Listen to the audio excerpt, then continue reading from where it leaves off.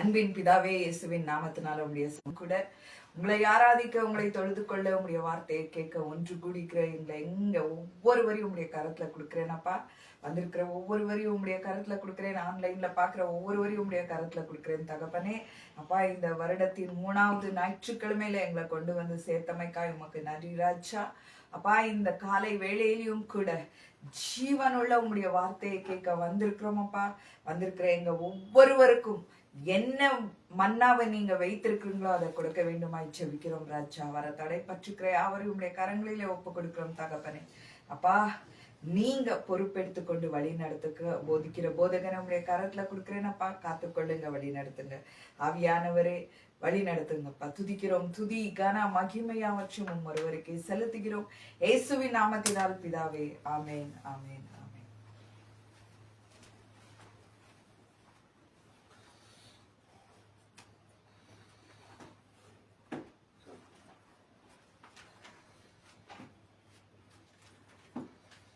ஹல்லேலூயா. ஹல்லேலூயா. சந்தோஷமா இருக்கிறீங்களா? ಎಲ್ಲರೂ ಸಂತೋಷವಾಗಿದ್ದೀರಾ? சந்தோஷமா இருக்கணும்ப்பா. ಸಂತೋಷ ಉಳ್ಳವರಾಗಿರಬೇಕು. இந்த வருஷத்தின் 3வது வாரத்துல வந்து நின்றுட்டோம். ಈ ವರ್ಷದ 3ನೆಯ ವಾರದಲ್ಲಿ ನಾವು ಬಂದು ನಿಂತಿದ್ದೇವೆ. ஆண்டவர் அற்புதமாக இந்த 3வது வாரத்துல நம்மளை நடத்தி கொண்டு செல்வார். ದೇವರು ಅದ್ಭುತ ವಿಧವಾಗಿ ಈ 3ನೆಯ ವಾರದಲ್ಲಿ ನಮ್ಮನ್ನು ನಡೆಸಿಕೊಂಡು ಹೋಗ್ತಾರೆ. வருஷம் கொடுத்த வாக்குத்தத்தத்தை அவர் நிறைவேற்றுவார். ಈ ವರ್ಷ ದೇವರು ಕೊಟ್ಟ ವಾಗ್ದಾನವನ್ನ ನೆರವೇರಿಸಿಯೇ ನೆರವೇರಿಸುವರು. ஒருவேளை நாம் வாக்குத்தத்தத்தை மறந்து வாழலாம். ஆனா தேவன் ஒருபோதும் வாக்கு பண்ண ஒரு வாக்கு மாறாத இருக்கிறவராய். ಒಂದು ವೇಳೆ ವಾಗ್ದಾನವನ್ನ ನಾವು ಮರೆತು ಜೀವಿಸಬಹುದು, ಆದ್ರೆ ನಮ್ಮ ದೇವರು வாக்தானவನ್ನ மறையದೆ ಆ வாக்தானದಲ್ಲಿ ನಮ್ಮನ್ನ ಸೇರಿಸುವವರಾಗಿದ್ದಾರೆ. வாக்தானத்தை மறந்து பயந்து வாழலாம், குறைகளை வாழலாம் அப்படின்னு நினைக்கலாம். ஆனா ஆண்டவர் வாக்தானம் கொடுத்தவர் குறைகள் இருந்து நீக்கி தைரியப்படுத்தி சமாதானப்படுத்தி கூடவே இருந்து அவர் நடத்தி செல்வார் பாருங்க. ನಾವ್ ಅನ್ಕೋಬಹುದು ವಾಗ್ದಾನವನ್ನ ಮರೆತು ಬಿಡ್ಬೋದು. ವಾಗ್ದಾನ ಮಾಡಿದ್ದಾರೆ ದೇವರು, ಆದ್ರೆ ನಾನು ಕೊರತೆಯಲ್ಲಿ ಜೀವಿಸ್ತಿದ್ದೇನೆ ಅಂತೇಳಿ. ಆದ್ರೆ ಒಂದೊತ್ತು ನಮಗೆ ದೇವರು ಮಾಡಿರುವ ವಾಗ್ದಾನವನ್ನ ಮರೆಯದೆ ಪರಿಪೂರ್ಣತೆಯಲ್ಲಿ ಕೊರತೆಗಳನ್ನೆಲ್ಲ ನೀಗಿಸಿ ನಮ್ಮನ್ನ ನಡೆಸುವ ದೇವರವರಾಗಿದ್ದಾರೆ. ಅನೇಕರು ಈ 3ನೆಯ ವಾರದಲ್ಲೇ ಸೋತೋಗಿರ್ತಾರೆ. ತುಂಬಾ ಕೊರತೆಗಳು ಬಂದಿರಬಹುದು, ಧೈರ್ಯವಿಲ್ಲದೆ ಇರಬಹುದು, சமாதானமில்லதே இருப்பது. நம்ம மத்தியில வாக்குத்தத்தம் பண்ணினவர் இருக்கிறார் என்றது தெரியாததுனால பயத்திலையும் ஒரு சந்தோஷம் இல்லாத ஒரு வாழ்க்கை வாழ்வாங்க. ಆದ್ರೆ ಅದರ ಮಧ್ಯದಲ್ಲಿ ಭಯದಲ್ಲಿಯೂ ಸಂತೋಷವಿಲ್ಲದ ಜೀವಿತದಲ್ಲಿಯೂ ಜೀವಿಸ್ತಿರ್ತಾರೆ. ஹல்லேலூயா. ஹல்லேலூயா. தேவன் இருக்கிறார் என்று தெரியாததுனால தான் அவர்கள் பயத்தினால வாழ்றாங்க. ದೇವರು ಇದ್ದಾರೆ ಅನ್ನೋದನ್ನ ತಿಳಿಯದೇ ಇರೋದ್ರಿಂದ ಅವರು ಭಯದಲ್ಲಿ ಜೀವಿಸ್ತಾರೆ. தேவன் நம்மோட இருக்கிறார் என்று நினைக்கிறவன் பயத்துல வாழ மாட்டான். ದೇವರು ನಮ್ಮೊಂದಿಗೆ ಇದ್ದಾರೆ ಅಂತ ಹೇಳಿ ಇರುವವನು ಭಯದಲ್ಲಿ ಜೀವಿಸೋದಿಲ್ಲ, குறைவை பார்க்க மாட்டான், ಕೊರತೆಯನ್ನ ನೋಡೋದಿಲ್ಲ, நிறைவானவரப்பா ಪರಿಪೂರ್ಣತೆಯ ದೇವರನ್ನ ನೋಡ್ತಾರೆ. பயத்தை பார்க்க மாட்டான், ಭಯವನ್ನ ನೋಡೋದಿಲ್ಲ. கூட இருக்கிற தேவன் சூரனை போல இரு, தைரியமா இரு, உன்னை கை விடுறதுல நான் நடித்து சொல்றேன்றது அதை பார்ப்பான். ನಮ್ಮಲ್ಲಿರುವ ದೇವರು ನಮ್ಮನ್ನ ಶೂರನಾಗಿರು, ಧೈರ್ಯದಿಂದಿರು, ನಿನ್ನೊಂದಿಗೆ ನಾನು ಇದ್ದೇನೆ, ನಿನ್ನ ಮುಂದುಗಡೆಯಲ್ಲಿ ನಾನು ಹೋಗ್ತೇನೆ, ನಿನಗಾಗಿ ಎಲ್ಲವನ್ನ ಮಾಡಿ ಮುಗಿಸ್ತೇನೆ ಅಂತ ಹೇಳಿ ಹೇಳುವ ಆ ದೇವರನ್ನ ನೋಡ್ತಾ ಇದ್ದಾರೆ. நம்ம ஒரு விசித்திரமான பிள்ளைகளாக நாம் இந்த உலகத்துல வாழ வேண்டும். ಅದಕ್ಕಾಗಿಯೇ ನಾವು ವ್ಯತ್ಯಾಸವುಳ್ಳವರಾಗಿ ಈ ಲೋಕದಲ್ಲಿ ಜೀವಿಸಬೇಕು. பிசாசு வந்து ஒவ்வொரு நாளும் ஒவ்வொரு மனிதனை தந்திர உள்ளவனாக தான் அவன் வந்து சோதனையில தள்ளுகிறான் பாருங்க. ಸೈತಾನನು ಈ ಲೋಕದಲ್ಲಿರುವ ಒಬ್ಬೊಬ್ಬರನ್ನು ತಂತ್ರವಾಗಿ ಉಪಯೋಗಿಸ್ತಾನೆ. ಮೈಂಡ್ ವಾಶ್ பண்ணிடுவான். ಅವರ ಮೈಂಡ್ ಅನ್ನ ವಾಶ್ ಮಾಡ್ಬಿಡ್ತಾನೆ.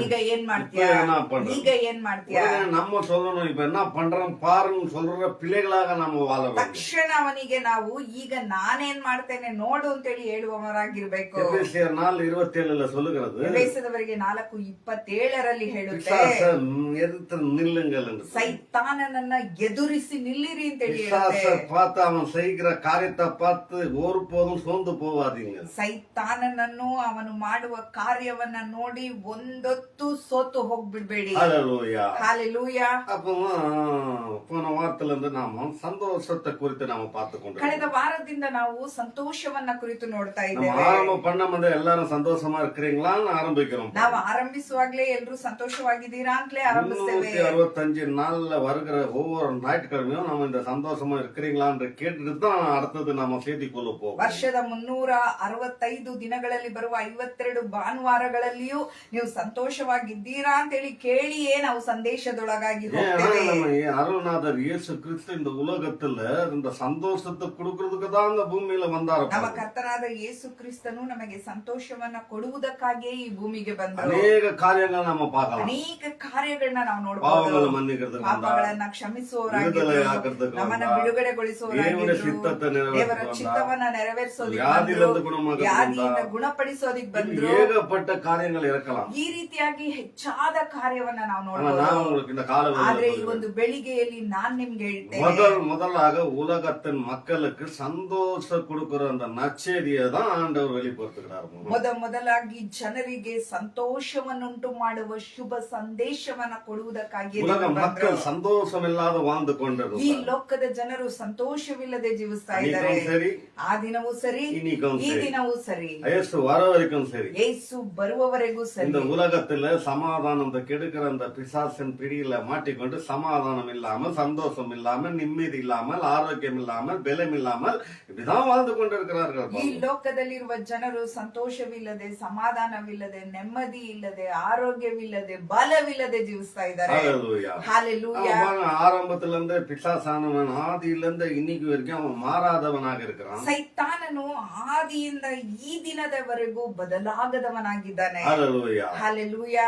தேவனும் பாருங்க அன்னில இருந்து இன்னைக்கு வரைக்கும் அவர் செய்த காரியத்துல நிகா வச்சு அவரும் மாறாதவரா இருக்கிறார். ದೇವರು ನೋಡಿ ಆ ದಿನದಿಂದ ಆರಂಭಿಸಿ ಈ ದಿನದವರೆಗೂ ಅವರು ಮಾಡುವ ಕಾರ್ಯಗಳಲ್ಲಿ ಅವರು ಗಮನವಿಟ್ಟು ಅವರೂ ಸಹ ಬದಲಾಗದವರಾಗಿದ್ದಾರೆ. நம்ம ஏதோ ஒண்ணு செய்துறோம் சொல்லி அவர் மாறி போயிட மாட்டாரு. ನಾವೇನೋ ಮಾಡ್ಬಿಡ್ತೇವೆ ಅಂತ ಹೇಳಿ ನಮಗಾಗಿ ದೇವರು ಬದಲಾಗೋದಿಲ್ಲ. அவரும் மாறாதவர், ಅವರು ಬದಲಾಗದವರು, சாசியம் மாறாதவன். ಸೈತಾನನು ಬದಲಾಗದವನು. கெடுக்கு சந்தோஷத்தை கெடுக்கிறதுல அவன் மாறாதவே இருப்பான். ನಮಗೆ ಕೇಡನ್ನ ಮಾಡೋದ್ರಲ್ಲಿ, ನಮ್ಮ ಸಂತೋಷವನ್ನ ಹಾಳು ಮಾಡೋದ್ರಲ್ಲಿ ಅವನು ಬದಲಾಗದವನಾಗಿರ್ತಾನೆ. தேவனும் நம்மளை ஆசீர்வதித்து நம்மளை கெடுக்குகள் இருந்து தப்பு வைக்கிறதுக்காக அவர் சுத்தி கொண்டிருக்கிறார். அவரும் மாறாதவர். ನಮಗೆ ಸಂತೋಷವನ್ನುಂಟು ಮಾಡಲು, ಕೆಡುಕಿನಿಂದ ನಮ್ಮನ್ನು ಬಿಡಿಸಲು ದೇವರು ನಮಗಾಗಿ ಸುತ್ತಾಡ್ತಾ ಇದ್ದಾರೆ. ಅವರೂ ಸಹ ಬದಲಾಗದವರು. ஆனா இங்க மாறுபடுறது யாருன்னு சொன்னா நம்ம தான் பாருங்க. ಆದ್ರೆ ಇಲ್ಲಿ ಬದಲಾಗದು ಯಾರು ಅಂತೇಳಿ ಹೇಳಿದ್ರೆ ನಾವೇ ಬದಲಾಯಿடும். ನಾವೇ ಬದಲಾಗ್ಬಿಡ್ತೇವೆ. ஏதோ ஒண்ணு பார்த்து ಬದಲಾಯಿடும். ಯಾವುದೋ ಒಂದನ್ನ ನೋಡಿ போன வாரம் ಬದಲಾಗ್ಬಿಡ್ತೇವೆ. சந்தோஷமாக தேவனை துதித்து ஆராதித்தோம். ಕಳೆದ ವಾರ ದೇವರನ್ನ ಸಂತೋಷದಿಂದ ಸ್ತುತಿಸಿ ಆರ್ಭಟಿಸಿದ್ದೋ. ಯಾಕೆ? வராத பணம் ஒண்ணு வந்துருச்சு. ಬರದೇ ಇರುವ ಹಣ ಒಂದ್ ಬಂದ್ಬಿಟ್ಟು, கொடுக்கறத யாரோ கொடுத்து விட்டாங்க.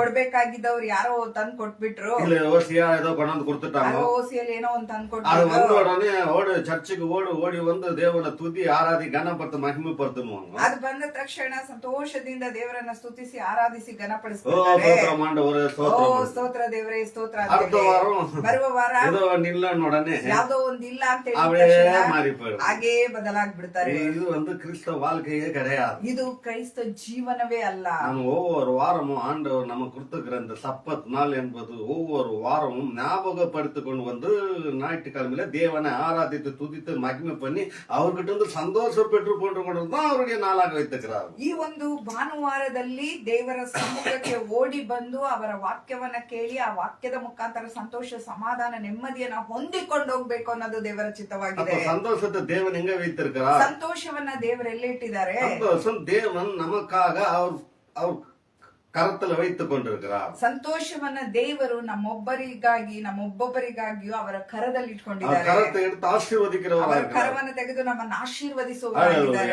ಹಲ್ಲೆಲೂಯಾ.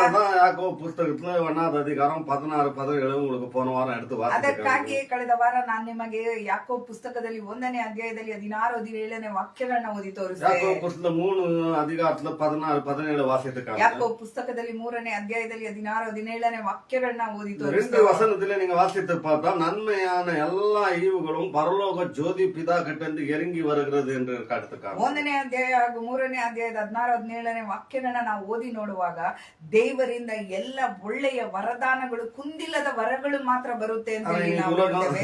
ಆದ್ರೆ ಈ ದಿನ ಲೋಕ ವಿಶ್ವಾಸಿಗಳು ಎಲ್ಲ ಶೋಧನೆ ಕೆಟ್ಟದು ಅದು ಇದು ಎಲ್ಲ ದೇವನ್ கிட்ட தான் வருதுன்னு சொல்லுவாங்க. ಶೋಧನೆ ಕೆಟ್ಟವು ಅವು ಇವು ಎಲ್ಲ ದೇವರಿಂದಲೇ ಬರುತ್ತೆ ಅಂತ ಹೇಳಿ ಹೇಳ್ತಾರೆ. ಹೇಗೆ? ಅವರು யோபு புஸ்தகವನ್ನು எடுத்துறது. ಯೋಬು ಪುಸ್ತಕವನ್ನ ತಗೊಂಡ್ಬಿಡ್ತಾರೆ. ಅನೇಕರಿಗೆ இந்த யோபு புத்தகம் தொட்டுக்கிறதுக்கு ஊர்காய் இந்த மாதிரி. ಅನೇಕರಿಗೆ ಈ ಯೋಬು ಪುಸ್ತಕ ನಂಚ್ಕೊಳ್ಳೋದಕ್ಕೆ ಉಪ್ಪಿನಕಾಯಿ ಇದ್ದಂಗೆ. அநேகர் சொல்லுவாங்க பாருங்க, எங்களுக்கு பிரியாணி என்ன கொடுத்தாலும் பக்கத்துல கொஞ்சம் ஊர்காய் இருந்தா தான் அந்த தொட்டுக்கிட்டு சாப்பிட்டா தான் எங்களுக்கு ஒரு சந்தோஷம் வரும் சொல்லுவாங்க. ಅನೇಕರು ಹೇಳ್ತಾರೆ ಬಿರಿಯಾನಿ ಏನೇ ಕೊಟ್ರು ಸಹ ಪಕ್ಕದಲ್ಲಿ ಒಂದು ಉಪ್ಪಿನಕಾಯಿ ಇದ್ರೇನೆ ಅಂತ ಹೇಳಿ. ஊர்காய் இல்லைன்னா எங்களுக்கு பிரியாணி சாப்பிட மாதிரி தெரியாது. ಉಪ್ಪಿನಕಾಯಿ ಇಲ್ಲ ಅಂತ ಹೇಳಿದ್ರೆ ಬಿರಿಯಾನಿ ತಿಂದ ಹಾಗೆ ಇರೋದಿಲ್ಲ. அதே மாதிரி சில பிரசங்கியார்களுக்கு யோபு பத்தி கொஞ்சம் பேசலன்னா அவங்களுக்கு பிரசங்கமே வராது பாருங்க. ಅನೇಕ ಪ್ರಸಂಗಿಯರಿಗೆ ಯೋಬುವನ್ನ ಹೇಳದೆ ಹೋದ್ರೆ ಅವ್ರಿಗೆ ಪ್ರಸಂಗನೇ ಮುಗಿಯೋದಿಲ್ಲ. யோபுவை பாருங்க, ಯೋಬುವನ್ನ ನೋಡಿ இயேசுவை பாருங்கன்னு சொல்ல மாட்டாங்க. ಯೇಸುವನ್ನ ನೋಡಿ ಅಂತ கல்வாரி ಹೇಳೋದಿಲ್ಲ. ಶಿಲುಬೆಯಲ್ಲಿ ಸಿಂದಿದ ರಕ್ತத்தை பாருன்னு சொல்ல ಕಲ್ವಾರಿ மாட்டாங்க. ಶಿಲುಬೆಯಲ್ಲಿ ಯೇಸು ಸುರಿಸಿದ ರಕ್ತವನ್ನ ನೋಡಿ ಅಂತ ಹೇಳಿ நமக்காக ಹೇಳೋದಿಲ್ಲ. கிழிக்கப்பட்ட அந்த சரீரத்தை பாருன்னு சொல்ல மாட்டாங்க. ನಮಗಾಗಿ ಕೀಳಲ್ಪಟ್ಟ ಶರೀರವನ್ನ ನೋಡಿ ಅಂತ ಹೇಳಿ நமக்காக நாம போக வேண்டிய நரகத்துக்கு போயிட்டு வந்த இயேசுவை பாருன்னு சொல்ல மாட்டாங்க. ನಮಗಾಗಿ ನಾವು ನಮ್ಮ ಪಾಪಕ್ಕಾಗಿ ನಮಗೆ ಬದಲಾಗಿ ನರಕಕ್ಕೆ ಹೋಗಿ ಬಂದ ಯೇಸುವನ್ನ ನೋಡಿ ಅಂತ ಹೇಳಿ ಹೇಳೋದಿಲ್ಲ. யோபு வந்து கொட்டாங்குச்சில சொஞ்சுங்கிறது அந்த பாடுகளை மாத்திரம் பார்த்து யோபுக்கு வந்த சோதனை நமக்கு வராதா பிரதர் சிஸ்டர் என்று சொல்லி ರಾಗமாக ಇಷ್ಟನ್ போவாங்க. ಆದ್ರೆ ಯೋಬುವಿಗೆ ಬಂದಂತ ಒಂದು ಗಾಯಗಳನ್ನ ಅವನು ಒಂದು ಚಿಪ್ಪಿನಲ್ಲಿ ಆ ಗಾಯಗಳನ್ನ ಕೆರ್ಕೊಂಡದ್ದನ್ನ ನೋಡಿ ಯೋಬುವಿಗೆ ಬಂದ ಕಷ್ಟ ನಮಗೂ ಬರೋದಿಲ್ವಾ ಬ್ರದರ್ ಸಿಸ್ಟರ್ ಅಂತ ಹೇಳಿ ರಾಗವಾಗಿ ಹೇಳ್ತಾ ಇರ್ತಾರೆ. யோபுவை கர்த்தர் சோதிக்கலையா பிரதர், ಯೋಬುವನ್ನ ದೇವರು ಶೋಧಿಸ್ಲಿಲ್ವಾ ಬ್ರದರ್ ಸಿಸ್ಟರ್ தெரியலன்னு சொல்லணும், அவ்வளவுதான். ಗೊತ್ತಿಲ್ಲ ಅಂತ ಹೇಳಿ ಹೇಳ್ಬೇಕು. யோபுவை கர்த்தரால சோதித்தாங்க. ಯೋಬುವನ್ನ ದೇವರ இல்ல ಶೋಧಿಸಿದ್ರು. கர்த்தரால சோதிக்கிறதுக்கு ದೇವರ பிசாசுகளை கொடுத்தாரு. ಶೋಧಿಸೋದಿಕ್ಕೆ ಸೈತಾನನ ಕೈಯಲ್ಲಿ ಒಪ್ಪಿಸ್ಕೊಟ್ರು. ஒரு வாரம் நான் எடுத்துக்க ಕಳೆದ ವಾರ ನಾನು ನಿಮಗೆ ತೋರಿಸಿದೆ. புஸ்தகத்துல நான் வாசிக்க வந்து பிசாசுக்கு சைத்தானுக்கு ஈப்ரு புஸ்தகத்துல விரோதி என்றது அர்த்தம். ಈಬ್ರು ಪುಸ್ತಕದಲ್ಲಿ ಸೈತಾನನಿಗೆ ಅರ್ಥ ಬಂದ್ಬಿಟ್ಟು ವಿರೋಧಿ, வைரின்னு அர்த்தம். ವೈರಿ ಅಂತೇಳಿ ಅರ್ಥ, சத்ருன்னு அர்த்தம். ಶತ್ರು ಅಂತೇಳಿ ಅರ್ಥ. தேவன் ஒரு வைரியோ ஒரு சத்ருவோ ஒரு விரோதியோ எல்லாம் மரம் செடிகள் வானம் பூமி நட்சத்திரங்கள் நம்மள எல்லாம் உண்டாக்குன போல ஒரு சத்ருவோ வைரிய விரோதியோ உண்டாக்கவில்லை. ಆಕಾಶವನ್ನ ಭೂಮಿಯನ್ನ ಸೂರ್ಯ ಚಂದ್ರ ನಕ್ಷತ್ರ ಗಿಡ ಮರಗಳನ್ನೆಲ್ಲ ದೇವರು ಉಂಟು ಮಾಡಿದ್ರಲ್ಲ, ನಮ್ಮನ್ನು ಉಂಟು ಮಾಡಿದ್ರಲ್ಲ, ಅದೇ ರೀತಿ ವೈರಿಯನ್ನ ವಿರೋಧಿಯನ್ನ ಸೈತಾನನನ್ನ ಉಂಟು ಮಾಡ್ಲಿಲ್ಲ. சைத்தான் உண்டாகட்டும், ಸೈತಾನನ ಉಂಟಾಗಿ அவன் இந்த பிள்ளைகளை சோதிக்கட்டும் ಅವನ ಈ ಮಕ್ಕಳನ್ನ ಶೋಧಿಸ್ಲಿ அப்படின்னு உண்டாக்கி வைக்கல. ಆ ರೀತಿ ಉಂಟು ಮಾಡಿಡ್ಲಿಲ್ಲ. கோடிக்கணக்கான தேவதூதர்கள் உண்டாக்கி வைத்திருந்தா ಕೋಟಾನು ಕೋಟಿ ದೇವ ದೂತರುಗಳನ್ನ ಉಂಟು ಮಾಡಿದ್ರು. அதுக்குள்ள ஒரு லூசிபர் ஒருத்தன் இருந்தான். ಅವರಲ್ಲಿ ಲೂಸಿಫೆರ್ ನಮ್ಮ ಮುಖಂಡನಿದ್ದ. பிரம்மாண்டமான தேவதூதன், ಬ್ರಹ್ಮಾಂಡವಾದ முத்து ದೇವದೂತನು, ரத்ன வைரங்கள் அலங்காரம் உள்ளவர் ಮುತ್ತು ರತ್ನ ವೈಡೂರ್ಯ ವೈರಗಳಿಂದ ಅವನು ಅಲಂಕೃತನಾಗಿದ್ದ. மியூசிக் வாசிக்கிறதுக்கு முகண்டனாக இருந்தான். ಅವನು ಸಂಗೀತದಲ್ಲಿ ಮುಖಂಡನಾಗಿದ್ದ. எல்லா தேவதூதருக்காக முகண்டனாக இருந்தான். ಎಲ್ಲಾ ದೇವದೂತರಿಗೂ ಅವನು ಮುಖಂಡನಾಗಿದ್ದ. ஆனா அவன் என்ன பண்ணனா, பரலோகத்துல நான் தேவனுக்கு மேலாக ஒரு சிம்மாசனத்துல போய் உக்காந்து நான் தேவனை போல ஆயிடணும்னு நினைச்சதுனால தேவனால எட்டி வதித்து கீழே விட்டான். அவன் தான் சைத்தான் என்று சொல்றது, அதாவது தேவனுக்கு விரோதி என்று சொல்கிறது. ಉನ್ನತೋನ್ನತನಾದ ದೇವರ ಸಿಂಹಾಸನಕ್ಕೆ ಏರಿ ಹೋಗುವೆ ಅಂತೇಳಿ ಅವನು ಯಾವಾಗ ಅನ್ಕೊಳ್ತಾನೋ ಆವಾಗ ದೇವರು ಅವನನ್ನ ಜಾಡಿಸಿ ಓದಿತಾರೆ. ಅವನು ಈ ಕೆಳಗಡೆ ಬಿದ್ದು ಅವನು ಸೈತಾನನಾಗಿ ಬದಲಾಗ್ತಾನೆ. இன்னைக்கு பிசாசு, ಅವನನ್ನ ಈ ದಿನ ಸೈತಾನನು, பேய், ದೆವ್ವ, அவனுக்கு பெரிய வாலு, ಅವನಿಗೆ ದೊಡ್ಡ ಬಾಲ, ಎರಡು ಕೊಂಬು, நீட்டமா பல்லு, ಹಾಗೆ ಎರಡು ಉದ್ದವಾದ ಹಲ್ಲು, பிளாக்கா இருக்கிற மாதிரியும், ಕಪ್ಪಾಗಿರುವ ராத்திரில ಹಾಗೆ வந்து அப்படியே கை அப்படியே வந்து கழுத்துல போடுற மாதிரியும், ರಾತ್ರಿಯಲ್ಲಿ ಅವನ ಕೈಯನ್ನ ತಂದು ಹಾಗೆ ಕತ್ತಲ್ ಹಾಕೋ இப்படி ಹಾಗೆ ஒரு படத்தை காமிச்சுக்கினே அன்னில இருந்து இன்னைக்கு வரைக்கும் வந்துட்டாங்க பாருங்க. ಆ ದಿನದಿಂದ ಈ ದಿನದವರೆಗೂ ಆ ರೀತಿಯ ಒಂದು ಚಿತ್ರವನ್ನ ತೋರಿಸ್ಕೊಂಡೇ ಬಂದ್ಬಿಟ್ರು. அவ்வளோ அழகுள்ளவனாக இருக்கிறவன் ஞானி உள்ளவனாக இருந்தான் பாருங்க. ಅವನು ಅಷ್ಟು ಸೌಂದರ್ಯ ಉಳ್ಳವನು, ಜ್ಞಾನಿಯಾಗಿದ್ದ. பிசாச குறித்து நம்ம இன்னொரு பிரசங்கத்துல நான் பேசுகிறேன். ಸೈತಾನನ ಕುರಿತು ಇನ್ನೊಂದು ಪ್ರಸಂಗದಲ್ಲಿ ನಾನು ಮಾತಾಡ್ತೇನೆ. அப்ப வந்து பிசாசுன்னு சொன்னாவே விரோதி என்று அர்த்தம் பாருங்க. ಸೈತಾನನು ಅಂತೇಳಿ ಹೇಳಿದ್ರೇನೆ ವಿರೋಧಿ ಅಂತೇಳಿ ಅರ್ಥ. அப்படியாப்பட்ட ஒரு வைரி கிட்ட சத்ரு கிட்ட தேவனுடைய பிள்ளைகளை கொடுத்து சோதிப்பாரா? ಅಂತಹ ಒಬ್ಬ ಸೈತಾನನ ಹತ್ರ ವಿರೋಧಿ ಹತ್ರ ದೇವರ ಮಕ್ಕಳನ್ನ ಕೊಟ್ಟು அவ்வளவு பெரிய ಶೋಧಿಸೋದು விஐபி அவன். ಅಷ್ಟು ದೊಡ್ಡ VIP ಅವನು. சரி, தேவன் ஒரு மக்களை இல்ல என்னையோ இவங்களையோ சோதிக்கணும்னு சொன்னா இன்னும் ஆயிரக்கணக்கான கோடிக்கணக்கான தேவதூதர்கள் இருக்கிறாங்க, அவங்கள அனுப்பிச்சு சோதிக்க வைக்குவாரு பாருங்க. ಒಂದು ವೇಳೆ ದೇವರು ನನ್ನನ್ನ ಇವರನ್ನ ಶೋಧಿಸ್ಬೇಕು ಅಂತ ಹೇಳಿದ್ರೆ ಇನ್ನು ಕೋಟಾನು ಕೋಟಿ ದೇವದೂತರುಗಳು ಇದ್ದಾರೆ, ಅವರನ್ನ ಕಳಿಸಿ ಶೋಧಿಸಬಹುದಿತ್ತಲ್ಲ. தேவன் கெட்டதுக்கோ சோதனைக்கோ காரணம் அல்ல. ದೇವರು ಕೆಟ್ಟದ್ದಕ್ಕೂ ಶೋಧನೆಗೂ ಕಾರಣರಲ್ಲ. பிசாசுக்கு இன்னொரு அர்த்தம் இருக்கிறது, அவன் சோதனைகாரன். ಸೈತಾನನಿಗೆ ಇನ್ನೊಂದು ಹೆಸರಿದೆ, ಅವನ ಹೆಸರು ಶೋಧನೆಗಾರ. அவன் அருள்நாதர் இயேசு கிறிஸ்து தேவனையே சோதித்தவன். ನಮ್ಮ ಕರ್ತನಾದ ಯೇಸು ಕ್ರಿಸ್ತನಾದ ದೇವರನ್ನೇ ಶೋಧಿಸಿದವನು. ஹல்லேலூயா. ஹல்லேலூயா. ஆதாம் ஏவாளை சோதனையிலே தள்ளினவன். ಆದಾಮ್ ಅವರನ್ನ ಶೋಧನೆಯಲ್ಲಿ ಬೀಳಿಸಿದವನು. இன்னைக்கு உங்களையும் என்னையும் சோதனையிலே தள்ளுறதுக்கு பாக்குறவன். ಈ ದಿನ ನಿಮ್ಮನ್ನು ನನ್ನನ್ನು ಶೋಧನೆಯಲ್ಲಿ ಬೀಳಿಸೋದಿಕ್ಕೆ ನೋಡ್ತಾನೆ. இயேசு அருள்நாதர் இயேசு இந்த பரலோகத்தில் இருக்கிற எங்கள் பிதாவே என்ற ஜபத்துல கத்து கொடுக்கும் போது எங்களை சோதனையிலிருந்து விடவையும் ஆண்டவரே என்று ஜபிக்கணும் என்று சொல்லி கொடுத்தார். ಅದಕ್ಕಾಗಿ ನಮ್ಮ ಕರ್ತನಾದ ಯೇಸು ಕ್ರಿಸ್ತನು ಪ್ರಾರ್ಥನೆಯನ್ನ ನಮಗೆ ಕಲಿಸಿಕೊಡುವಾಗ ನಮ್ಮನ್ನ ಶೋಧನೆಯಿಂದ ಬಿಡಿಸಿ ಅಂತೇಳಿ ಹೇಳ್ಕೊಡ್ತಾರೆ. அப்ப சோதனை கொடுக்கிறோம் அவர் தான், சோதனை விட வைக்கிறோம் அவர் தான் அர்த்தமா? ಹಾಗಾದ್ರೆ ದೇವರೇ ನಮ್ಮನ್ನ ಶೋಧನೆಗೆ ಒಳಪಡಿಸ್ಬಿಟ್ಟು ಆ ಶೋಧನೆಯಿಂದ ನಮ್ಮನ್ನ ಬಿಡಿಸುವವರು ಅವರೇ ಅಂತೇಳಿ ಅರ್ಥನಾ? எப்படின்னா, ಹೇಗೆ ಅಂತ ಹೇಳಿದ್ರೆ ஒரு அம்மாக்கு மெசேஜ் வருது, ಚರ್ಚ್ ಒಳಗಡೆ ಒಬ್ರಿಗೆ ಒಂದು ಸಂದೇಶ ಬರುತ್ತೆ, ஏஞ்சு போக முடியல, ಎದ್ದು ಹೋಗೋದಿಕ್ ஏஞ்சு ಆಗಿಲ್ಲ, போனா பாஸ்டர் பாக்குறாரு, ಎದ್ದು ಹೋದ್ರೆ ಪಾಸ್ಟರ್ ನೋಡ್ತಾರೆ, இன்னொன்னு எல்டர் என்று ஒருத்தர் சுத்தி கொண்டு இருக்கிறாரு, ಇನ್ನೊಬ್ರು ಎಲ್ಡರ್ ಅಂತೇಳಿ ಒಬ್ರು ಸುತ್ತಾಡ್ತಾ யார் ಇರ್ತಾರೆ, லேட்டா வராங்க, ಯಾರ್ ಲೇಟ್ ಆಗಿ யார் ಬರ್ತಾರೆ, மத்தியத்துல போறாங்க, ಯಾರ್ ಮಧ್ಯದಲ್ಲಿ ಹೋಗ್ತಾರೆ, யார் சிரிக்கிறாங்க, ಯಾರ್ ನಗ್ತಾರೆ. அதனால பிரசங்கெல்லாம் கேட்க உட்கார மாட்டாரு அவர். ಅವ್ರ ಪ್ರಸಂಗವನ್ನ ಕೇಳೋದಿಕ್ ಕುತ್ಕೊಳ್ಳೋದಿಲ್ಲ. இத சர்ச் பண்ணிக்கின்னு பாஸ்டர் கிட்ட இவர் இப்படி அவர் அப்படின்னு சொல்றவரு அவர் ஒரு தூரகாரனா வேலை செய்வார் பாருங்க. ಅವ್ರು ಯಾವ್ದೋ ಒಂದ್ ಕಡೆ ಚರ್ಚ್ ಮಾಡ್ಕೊಂಡಿರ್ತಾರೆ, ಆದ್ರೆ ಇಲ್ಲೊಂದ್ ಸಭೆಗೆ ಬಂದ್ಬಿಟ್ಟು ಏನ್ ಮಾಡ್ತಾರೆ, ಅವ್ರಿಗೆ ಇವ್ರಿಗೆ ಅಂತೇಳಿ ಒಬ್ಬೊಬ್ಬರನ್ನ ಕುರಿತು ದೂರ ಹೇಳೋರಾಗಿರ್ತಾರೆ. ஹல்லேலூயா. ஹல்லேலூயா. இப்ப இந்த அம்மா என்ன பண்ணுது, இப்ப மெசேஜ் பார்த்து வெளியே போகணும்னா ஒரு வழியை தேடுகிறது.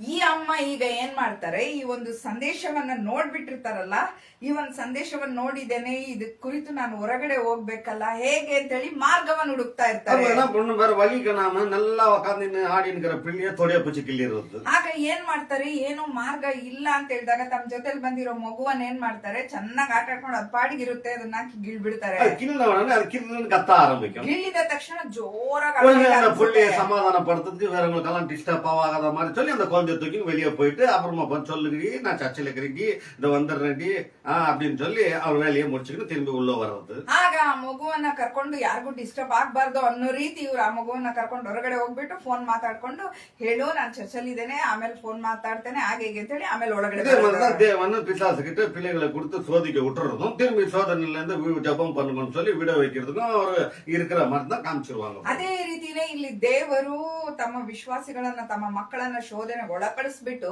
ಸೈತಾನನ್ನ ಮಾಡುವ ಆ ಶೋಧನೆಯಿಂದ ನಮ್ಮನ್ನ ಬಿಡಿಸೋರಾಗಿದ್ದಾರೆ ಅನ್ನೋ ರೀತಿ ತೋರಿಸ್ಬಿಡ್ತಾರೆ. யோபு புஸ்தகத்தில் நிதானமா அண்டர்லைன் பண்ணிக்கினே வாசித்துவாங்க.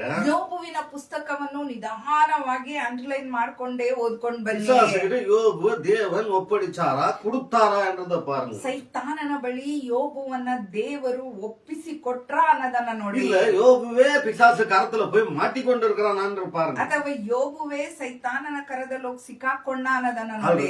ஆல்ரெடி யோபுவே பிசாசு கரத்துல இருக்கிறானா இல்ல தேவன் யோபுவை கொடுத்து இந்தாப்பா எடுத்துன்னு போய் சோதின்னு கொடுக்கறாருன்றது நிதானமா படிச்சு பாருங்க. ಮೊದಲೇ ಯೋಬು ಸೈತಾನನ ಕರದಲ್ಲಿ ಇದ್ದಾನ ಅಥವಾ ದೇವರು ಅವನನ್ನ ಸೈತಾನನ ಕರದಲ್ಲಿ ಒಪ್ಪಿಸ್ಬಿಟ್ಟು ತಗಪ ಶೋಧಿಸ್ಕೊ ಅಂತ ಹೇಳಿ ಹೇಳ್ತಾರ ಅನ್ನೋದನ್ನ ನಿಧಾನವಾಗಿ ಓದಿ ನೋಡಿ. ஹல்லேலூயா. ஹல்லேலூயா. சொல்ல மாட்டார் அவரு. ನೀನ್ ಶೋಧಿಸ್ಕೊ ಅಂತ ಹೇಳಿ ಹೇಳೋದೇ ಇಲ್ಲ.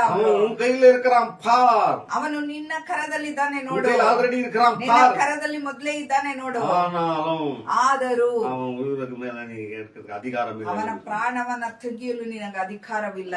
இதெல்லாம் யோபு புத்தகத்தெல்லாம் பார்க்கும்போது கொஞ்சம் வசனங்களை நல்லா வசனங்கள்லாம் வானத்தை குறித்து பூமியை குறித்து நட்சத்திரங்களை குறித்து சூரியனை குறித்து எல்லாம் இருக்கிறதெல்லாம் பிரம்மாண்டமான சத்தியங்கள் இருக்கிறதெல்லாம் அதை எடுத்துக்கொள்றதுக்காக அந்த யோபு புஸ்தகம் தேவைப்பாரு. ಈ ಯೋಬುವಿನ ಪುಸ್ತಕ ವೇದದಲ್ಲಿ ಯಾಕೆ ಇಟ್ಟಿದ್ದಾರೆ ಅಂತ ಹೇಳಿದ್ರೆ ಅನೇಕ ರಹಸ್ಯವಾದ ಕಾರ್ಯಗಳನ್ನ, ಸೂರ್ಯನ ಒಂದು ಕಾರ್ಯ ಆಗ್ಲಿ, ಭೂಮಿಯ ಕಾರ್ಯವಾಗ್ಲಿ, ಅನೇಕ ಕಾರ್ಯಗಳದ್ರಲ್ಲಿ ಹೇಳಲ್ಪಟ್ಟಿದೆ. ಅದನ್ನ ಓದಿ ನಾವು ತೆಗೆದುಕೊಳ್ಬೇಕು ಅನ್ನೋದಕ್ಕಾಗಿ ಆ ಪುಸ್ತಕವನ್ನು ವೇದದಲ್ಲಿ ಇಟ್ಟಿದ್ದಾರೆ. சொன்ன மாதிரி நம்ம சொல்லிக்கின்னு வாழக்கூடாது. ಯೋಬು ಹೇಳಿದ ರೀತಿ ನಾವು ಹೇಳ್ಕೊಂಡು ಜೀವಿಸಬಾರ್ದು. யோபு பார்த்து என்னமோ கர்த்தர் வயிற்றுச்சல் படுற மாதிரி அவன் ஐஸ்வர்யனாக இருக்கிறத பார்க்க முடியாது. ஐஸ்வர்யத்தை பிடுங்கிக்கோ, அவனை சோதின்னு சொல்லி கொடுத்துட்ட மாதிரி எல்லாம் பார்க்க கூடாது. ದೇವರು ಏನೋ ಯೋಬುವಿಗೆ ಐಶ್ವರ್ಯವನ್ನ ಕೊಟ್ಬಿಟ್ಟು ಅವನ ಐಶ್ವರ್ಯವನ್ನೆಲ್ಲ ಕಿತ್ಕೊಂಡು ಅವನನ್ನು ಶೋಧನೆಗೆ ಒಳಪಡಿಸದಂತೆ ಎಲ್ಲ ನಾವು ನೋಡಬಾರದು. தேவன் ஐஸ்வர்யத்தை விரும்புகிற தேவன். ದೇವರು ನಮ್ಮ ಐಶ್ವರ್ಯವನ್ನ ಇಷ್ಟಪಡುವ ದೇವರು. ஏதேன் தோட்டத்துல ஐஸ்வர்யன் இருந்த தோட்டத்துல கொண்டு போய் ஆதாம் ஏவாளை பொன்னு முத்து ரத்னங்கள் அவலங்கள் வளைகிற பூமியில ஆண்டவர் வைத்தார். ಏದೇನ್ ತೋಟದಲ್ಲಿ ದೇವರು ಬೆಳ್ಳಿ ಬಂಗಾರ ಚಿನ್ನ ದೊರಕುವ ಆ ಒಂದು ಏದೇನ್ ತೋಟದಲ್ಲಿ ಆದಾಮ್ ಹವ್ವರನ್ನ ಇಟ್ರು. பிசாசின வஞ்சகத்தினால அவர்கள் தரித்திர பூமியில முள்ளு வலிகிற பூமிகளை மாறி விட்டுவார்கள். ಸೈತಾನನ ವಂಚನೆಯಿಂದ ಅವರು ಪಾಪಕ್ಕೊಳಗಾಗಿ ದರಿದ್ರದ ಭೂಮಿಯಲ್ಲಿ ಜೀವಿಸುವಂತಾಗೋಯ್ತು, ಮುಳ್ಳು ಕುರುಚಲು ಬೆಳೆಯುವ ಭೂಮಿಯಲ್ಲಿ ಜೀವಿಸುವಂತಾಯ್ತು. அவர்கள் சந்தோஷம் இல்லாதவரும் பிள்ளை, ಈಗ ಸಂತೋಷವಿಲ್ಲದ ಮಕ್ಕಳಾಗ್ಬಿಟ್ರು, ಸಂತೋಷವನ್ನ ಕಳೆದುಕೊಂಡ ಜನರಾಗ್ಬಿಟ್ರು. ஏசு சந்தோஷத்தை கொடுக்கணும். இதோ உலகத்துக்கெல்லாம் மகா சந்தோஷம் கொடுக்கறதுக்காக திரும்பி உங்களை தூக்கி எடுத்து தரித்திரத்துல இருந்து விட வைத்து உங்களை ஐஸ்வர்யமாக பிள்ளைகளாக மாத்துறதுக்கு வந்தேன் என்று சொல்லி வெறும் சிலுவையில் ரட்சிக்கிறதுக்கு மாத்திரம் இல்ல, ஒவ்வொரு பிள்ளையும் மறுபடியும் ஆதாம போல ஒரு நல்ல ஒரு ஐஸ்வர்யம் நிறைந்த வாழ்க்கையை வாழ்ந்து மற்றவர்களுக்கு ஆசீர்வாதமாக இருந்து சாவுக்காக தான் இயேசு வந்தார். ಇಡೀ ಲೋಕಕ್ಕೆ ಮಹಾ ಸಂತೋಷವನ್ನುಂಟು ಮಾಡುವ ಈ ಒಂದು ಸುಸಂದೇಶವನ್ನ ತಿಳಿಸೋದಕ್ಕಾಗಿ, ಜನರಿಗೆ ಸಂತೋಷವನ್ನುಂಟು ಮಾಡೋದಕ್ಕಾಗಿ, ಪಾಪದಿಂದ ಏನೆಲ್ಲ ಕಳೆದುಕೊಂಡಿದ್ರು ಆ ಎಲ್ಲ ಕಾರ್ಯದಿಂದ ಆ ಮನುಷ್ಯನನ್ನ ಎತ್ತಿ ಅವನಿಗೆ ಹರ್ಷವನ್ನ, ಉಲ್ಲಾಸವನ್ನ, ಸಂತೋಷವನ್ನ ಉಂಟು ಮಾಡೋದಕ್ಕಾಗಿ ಯೇಸು ಈ ಲೋಕಕ್ಕೆ ಮನುಷ್ಯನಾಗಿ ಬಂದ್ರು. புத்தகத்தை 16:20 நம்ம வாசிக்கிறோம், உங்கள் துக்கம் சந்தோஷமாக மாறும். ಅದಕ್ಕಾಗಿ ಯೋಹಾನನ ಸುವಾರ್ತ ಪುಸ್ತಕದಲ್ಲಿ 16ನೇ ಅಧ್ಯಾಯ 20ನೇ ವಾಕ್ಯದಲ್ಲಿ ನಾವು ಓದ್ತೇವೆ, ನಿನ್ನ ದುಃಖ ಹೋಗಿ ಆನಂದ ಬರುವುದು. இயேசுவை ஏற்றுக்கொண்ட பிள்ளைகளுக்கு துக்கங்கள்லாம் நீங்கி போய் சந்தோஷம் உள்ள வரும். ಯೇಸುವನ್ನು ಅಂಗೀಕರಿಸಿಕೊಂಡಿರುವವರಿಗೆ ದುಃಖವೆಲ್ಲ ಹೋಗಿ ಆನಂದ ಉಂಟಾಗತ್ತೆ. அதான் லூக்கா புத்தகம் 1ஆம் அதிகாரம் 14வது வசனத்துல மரியாள் கிட்ட 2 வார்த்தை ரிலீஸ் பண்றாரு. ಅದಕ್ಕಾಗಿ ಲೂಕನ ಸುವಾರ್ತ ಪತ್ರಿಕೆಯಲ್ಲಿ 1ನೇ ಅಧ್ಯಾಯದಲ್ಲಿ ಈ ರೀತಿಯ 2 ಬಾರಿ ಮರಿಯಳ ಬಳಿ ಹೇಳ್ತಾರೆ. என்ன சொல்றாரு? ಏನ್ ಹೇಳ್ತಾರೆ? உனக்கு மாத்திரம் இல்ல, உலக மக்களுக்கு சந்தோஷம் உண்டாகும் என்று சொல்றாரு. ನಿನಗೆ ಮಾತ್ರವಿಲ್ಲ, ಇಡೀ ಲೋಕದ ಜನರಿಗೆ ಸಂತೋಷ ಉಂಟಾಗತ್ತೆ ಅಂತ சந்தோஷத்தை விரும்புற தேவன் அவர். ಸಂತೋಷವನ್ನ ಇಷ್ಟಪಡುವ தரித்திரத்திலேயோ கண்ணீரிலேயோ வேதனையிலோ தினம் வாழ்ந்து கொண்டு கண்ணீரிலேயே துக்கத்திலேயே வாழ்ந்து கொண்டிருக்கிற வாழ்க்கையை அவர் விரும்ப மாட்டார். ದರಿದ್ರದಲ್ಲಿಯೂ ಕಣ್ಣೀರಿನಲ್ಲಿಯೂ ದುಃಖದಲ್ಲಿಯೂ ದಿನಾ ಕಣ್ಣೀರಲ್ಲೂ ದುಃಖದಲ್ಲಿಯೂ ಜೀವಿಸ್ತಾ ಇರೋ ಹಾಗೆ ಆ ಒಂದು ಕಾರ್ಯವನ್ನ ದೇವರು ಇಷ್ಟಪಡೋದಿಲ್ಲ. 1:14 ವಾಸಿಂಗ. ಲೂಕ 1:14 ಓದೋಣ. ನೀನು ಅವನಿಗೆ ಯೋಹಾನನೆಂದು ಹೆಸರಿಡಬೇಕು, ನಿನಗೆ ಸಂತೋಷವೂ ಉಲ್ಲಾಸವೂ ಉಂಟಾಗುವುದು ಮತ್ತು ಅವನು ಹುಟ್ಟಿದ್ದಕ್ಕೆ ಬಹುಜನರು ಸಂತೋಷ ಪಡುವರು. ஹல்லேலூயா. மகன் ஜக்கரியா கிட்ட சொல்லின்னு வராரு. சொல்லின்னு வரும்போது உனக்கு ஒரு கொள்ட பிறக்கும்பா, அதுக்கு யோவான் என்று போய் அதுக்கு பிறந்ததுனால உலகத்து மக்களுக்கு சந்தோஷம் வரும். ஏன்னா இவ்வளோ வயதான காலத்துல ஜக்கரியா கிழவனா இருக்கிறான், எலிசபெத் கேள்வியா இருக்கிறா, இவங்களுக்குள்ள இந்த ஒரு பிள்ளை, அழகான பிள்ளை பிறந்துருச்சு என்று சந்தோஷப்படுவார்கள். ಇಲ್ಲಿ ಜಕರಿಯನು ಮುದುಕನಾಗಿದ್ದಾನೆ, ಅವರ ಹೆಂಡತಿ ಎಲಿಸಳು ದಿನ ತುಂಬಿದವಳಾಗಿದ್ದಾಳೆ, ದಿನ ಓದವಳಾಗಿದ್ದಾಳೆ. ಆ ಇಬ್ಬರಿಗೆ ಒಂದು ಮಗು ಹುಟ್ಟು ಅಂತ ಹೇಳಿದ್ರೆ ಇದನ್ನ ಕೇಳಿದ ಅನೇಕರು ಸಂತೋಷ ಪಡ್ತಾರೆ ಅಂತ ಹೇಳಿ ಈ ಒಂದು ಕಾರ್ಯವನ್ನ ದೇವರು ಹೇಳ್ತಾರೆ. மனைவிக்கும் சந்தோஷம் உண்டு, ನಿನಗೂ ನಿನ್ನ ಹೆಂಡತಿಗೂ ಸಂತೋಷ ಉಂಟಾಗುವುದು. ಅವರು ஏதோ ஒரு வீட்டுல ஒருவருக்கு 2 பேருக்கு சமாதானம் சந்தோஷத்தை கொடுக்கறதுக்கு வரவே. ಇಲ್ಲಿ ಒಂದು ಮನೆಯಲ್ಲಿ ಒಬ್ಬರಿಗೋ ಇಬ್ಬರಿಗೋ ಸಂತೋಷವನ್ನ ಕೊಡೋದಿಕ್ಕೆ ದೇವರು ಬರಲಿಲ್ಲ, ಕುಟುಂಬಕ್ಕೆ ಒಂದು ಸಂತೋಷத்தை கொடுக்கறாங்க. ಇಡೀ ಕುಟುಂಬಕ್ಕೆ ಒಂದು ಸಂತೋಷವನ್ನ ಕೊಡ್ತೇನೆ ಅಂತ ಹೇಳಿ ಹೇಳ್ತಾರೆ. ಹಲ್ಲೆಲೂಯಾ. புத்தகத்துல வாசிக்க கேட்போம் பாருங்க. ಧರ್ಮೋಪದೇಶ ಕಾಂಡ ಪುಸ್ತಕದಲ್ಲಿ ಓದೋದನ್ನ ಕೇಳೋಣ. 12:7 வாசிப்போம். 12:7 ಓದೋಣ. என்ன சொல்றாரு பாருங்க. ಏನ್ ಹೇಳ್ತಾರೆ ಅನ್ನೋದನ್ನ ನೋಡೋಣ.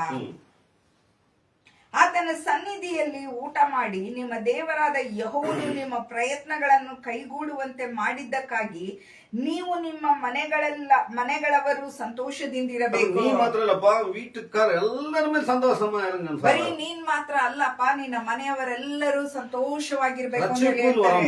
ರಕ್ಷಣೆ ಅಂತೇಳಿ ಬರುವಾಗ ಪುಸ್ತಕದಲ್ಲಿ 16:30 ವಾಸಿಕೆ ಅಪೊಸ್ತಲರ ಕೃತ್ಯಗಳು 16ನೇ ಅಧ್ಯಾಯ 30ರಿಂದ ನಾವು ಓದಿ ನೋಡುವಾಗ, ಯೇಸು ಕ್ರಿಸ್ತ ಮೇಲೆ ನಂಬಿಕೆ ವಿಚ್ಚಿಯಾ, ನೀನ್ ಯೇಸು ಕ್ರಿಸ್ತನ ಮೇಲೆ ನಂಬಿಕೆ ಇಟ್ಟಿಯಾ, ನಂಬಿಕೆ ವೈ, ನಂಬಿಕೆ ಇಡು, அப்ப நீ ரட்சிக்கப்படுவ. ಆಗ ನೀನ್ ರಕ್ಷಣೆ அங்கே நிறுத்தில்ல, ಅಲ್ಲಿ ನಿಲ್ಲಿಸಬೇಡಿ. ಆಗ உன் வீட்டார்களும் குடும்பங்கள் ரட்சிக்கப்படும். ನಿನ್ನ ಮನೆಯವರು ನೀವು ರಕ್ಷಣೆ ಹೊಂದುವಿರಿ. ಅದೇ ಕೊಂಚ வெளியே வந்தா ಹಾಗೆ ಸ್ವಲ್ಪ ಹೊರ ಬಂದ್ರೆ ನಿಮ್ಮ ಸಂತತಿಗಳು ರಕ್ಷಣೆ ಹೊಂದುವುದು, ನಿನ್ನ ಊರು ರಕ್ಷಣೆ ಹೊಂದುವುದು, ನಿಮ್ಮ ದೇಶಗಳು ಸಂತೋಷ ಪಡುವುದು. ಯಾಕೆ ಇಡೀ ಲೋಕವೇ ಸಂತೋಷ ಪಡುವುದು? ஆண்டவர் விரும்புகிறது. ಇದನ್ನೇ ದೇವರು ಇಷ್ಟಪಡ್ತಾರೆ. சொல்ற மாதிரி 1,44,000 பேர் தான் பரலோகத்துக்கு போவாங்கன்னு அது எதை வச்சு பார்த்தா அதை சொல்லி அவ்வளவுதான். 1,46,000 வெறும் பாஸ்டர்களோ போறாங்களோ இல்லையோ, நாமெல்லாம் எங்க பரலோகத்துக்கு போறோம்னு சொல்லி எப்படியோ பாவ வாழ்க்கையில வாழ்ந்து எப்படியோ நரகத்துக்கு போறோம், இன்னும் கொஞ்சம் நல்லா வாழ்ந்துட்டு ನರಕ பண்ணி போலாம். ಪ್ರಕಟಣೆಯ ಪುಸ್ತಕದಲ್ಲಿ ಹೇಳಿದೆಲ್ಲ 1,40,000 ಎಷ್ಟೋ ಜನರು ಪರಲೋಕಕ್ಕೆ ಹೋಗ್ತಾರೆ ಅಂತ ಹೇಳಿ. ಹಾಗಾದ್ರೆ ಈ ಇಡೀ ಲೋಕದಲ್ಲಿರುವ ಪಾಸ್ಟರ್ಗಳೇ ಹೋಗ್ತಾರೋ ಇಲ್ವೋ, ನಾವೆಲ್ಲಿ ಹೋಗ್ತೇವೆ ಪರಲೋಕಕ್ಕೆ ಅಂತ ಹೇಳಿ ಅಲ್ಲಿ ಬೇರೆ ಉದ್ದೇಶಕ್ಕಾಗಿ ಹೇಳಲ್ಪಟ್ಟಿರುವ ಆ ಕಾರ್ಯವನ್ನ ತಮಗೆ ಅಂತ ಹೇಳಿ ತಗೊಂಡು ಹೇಳ್ತಾ ಇರ್ತಾರೆ. ಹಲ್ಲೆಲೂಯಾ. ಅದೆல்லாம் ವಾರ್ತೆಗಳ ಮೇಲೆ ನಿಗಾ ವಹಿக்கணும். ಅದಕ್ಕಾಗಿಯೇ ಈ ವಾಕ್ಯಗಳ ಮೇಲೆ ಗಮನ ಇಡಬೇಕು. ಏನ್ ಪ್ರಸಂಗ ಬರ್ತಾ ಇದೆ, ದೇವರನ್ನ ಕುರಿತ ಯಾವ ಮರ್ಯಾದೆ ಇದೆ, ದೇವರನ್ನ ಯಾವ ರೀತಿ ತೋರಿಸ್ತಾರೆ. ದೇವರು ಕೆಟ್ಟದ್ದಕ್ಕೆ ಕಾರಣರಲ್ಲ. ಯಾಕೋಬು 1:13 ಯಾಕೋಬು 1:13 ಓದಿ ನೋಡಿ. ಕೆಟ್ಟದಕ್ಕೆ ಕಾರಣ, ದೇವರು ಕೆಟ್ಟದ್ದಕ್ಕೇನು ಕಾರಣರಲ್ಲ, ಕಾರಣವಲ್ಲ, ಪಾಪ ಮಾಡುವುದಕ್ಕೆ ಕಾರಣರಲ್ಲ, ಕಾರಣ ಪಿಶಾಚ, ಪಾಪಕ್ಕೆ ಕಾರಣನು ಸೈತಾನನು. 10:10 ಅದುವೇ ಯೋಹಾನನು 10:10 ಕಳ್ಳನು, ಕೊಲೆಗಾರನು, ಏಮಾರಿಸುವವನು, ವಂಚಿಸುವವನು ಯಾವ ರೀತಿ ಬರ್ತಾನೆ, ಕುಟುಂಬದಲ್ಲಿ ಬರ್ತಾನೆ, ಯಾರ ಮುಖಾಂತರ ಅದು ಬರ್ತಾನೆ, ಮಕ್ಕಳನ್ನ ಬಾಧಿಸೋದಿಕ್ ಬರ್ತಾನೆ, ಜನರನ್ನ ಹಿಂಸೆ ಪಡಿಸೋದಿಕ್ ಬರ್ತಾನೆ, ಜನರನ್ನ ತಿರಸ್ಕರಿಸುವ ಹಾಗೆ ಮಾಡ್ತಾನೆ. ಕುಟುಂಬದ ನಾಶமாக போறதுக்கு ಈ ರೀತಿಯಾಗಿ ಬಂದು ಕುಟುಂಬವನ್ನ ನಾಶಪಡಿಸೋದಿಕ್ಕೆ ಏನಾದ್ರೂ ಒಂದು ಕಾರ್ಯವನ್ನ ಮಾಡ್ತಾನೆ. இயேசு கிறிஸ்துவை நம்ம சொந்த ரட்சகராக ஏற்றுக்கொள்ளும் போது இப்படியாப்பட்ட ஒரு காரியத்தினால் அகப்படாத சிக்கப்படாத சந்தோஷத்தை கெடுத்துக்கொள்ளும் போது வாழ முடியும் என்றது ವೇದம் ನಮಗೆ எடுத்து சொல்லுது. ಅದಕ್ಕಾಗಿಯೇ ಯೇಸು ಕ್ರಿಸ್ತನನ್ನು ಅಂಗೀಕರಿಸಿಕೊಂಡಿರುವ ನಾವು ಈ ಸೈತಾನನ ಶೋಧನೆಗೆ ಒಳಪಡದೆ ಸಂತೋಷದಿಂದ, ಸಮಾಧಾನದಿಂದ, ನೆಮ್ಮದಿಯಿಂದ ಜೀವಿಸೋದಕ್ಕೆ ಸಾಧ್ಯ ಅನ್ನೋದನ್ನ ಈ ವೇದ ನಮ್ಗೆ ಹೇಳ್ತಾ ಇದೆ. ಕಳೆದ ವಾರ ನಾನು ನಿಮಗೆ ತೆಗೆದು ತೋರಿಸ್ತೇನೆ ನೋಡಿ. ஏசாயா 51 1 2 3 நம்ம பார்த்தோம். ಏಷಾಯ 51 1 2 3 ನಾವು ನೋಡಿದ್ವಿ. ஹல்லேலூயா, ஹல்லேலூயா. அப்போ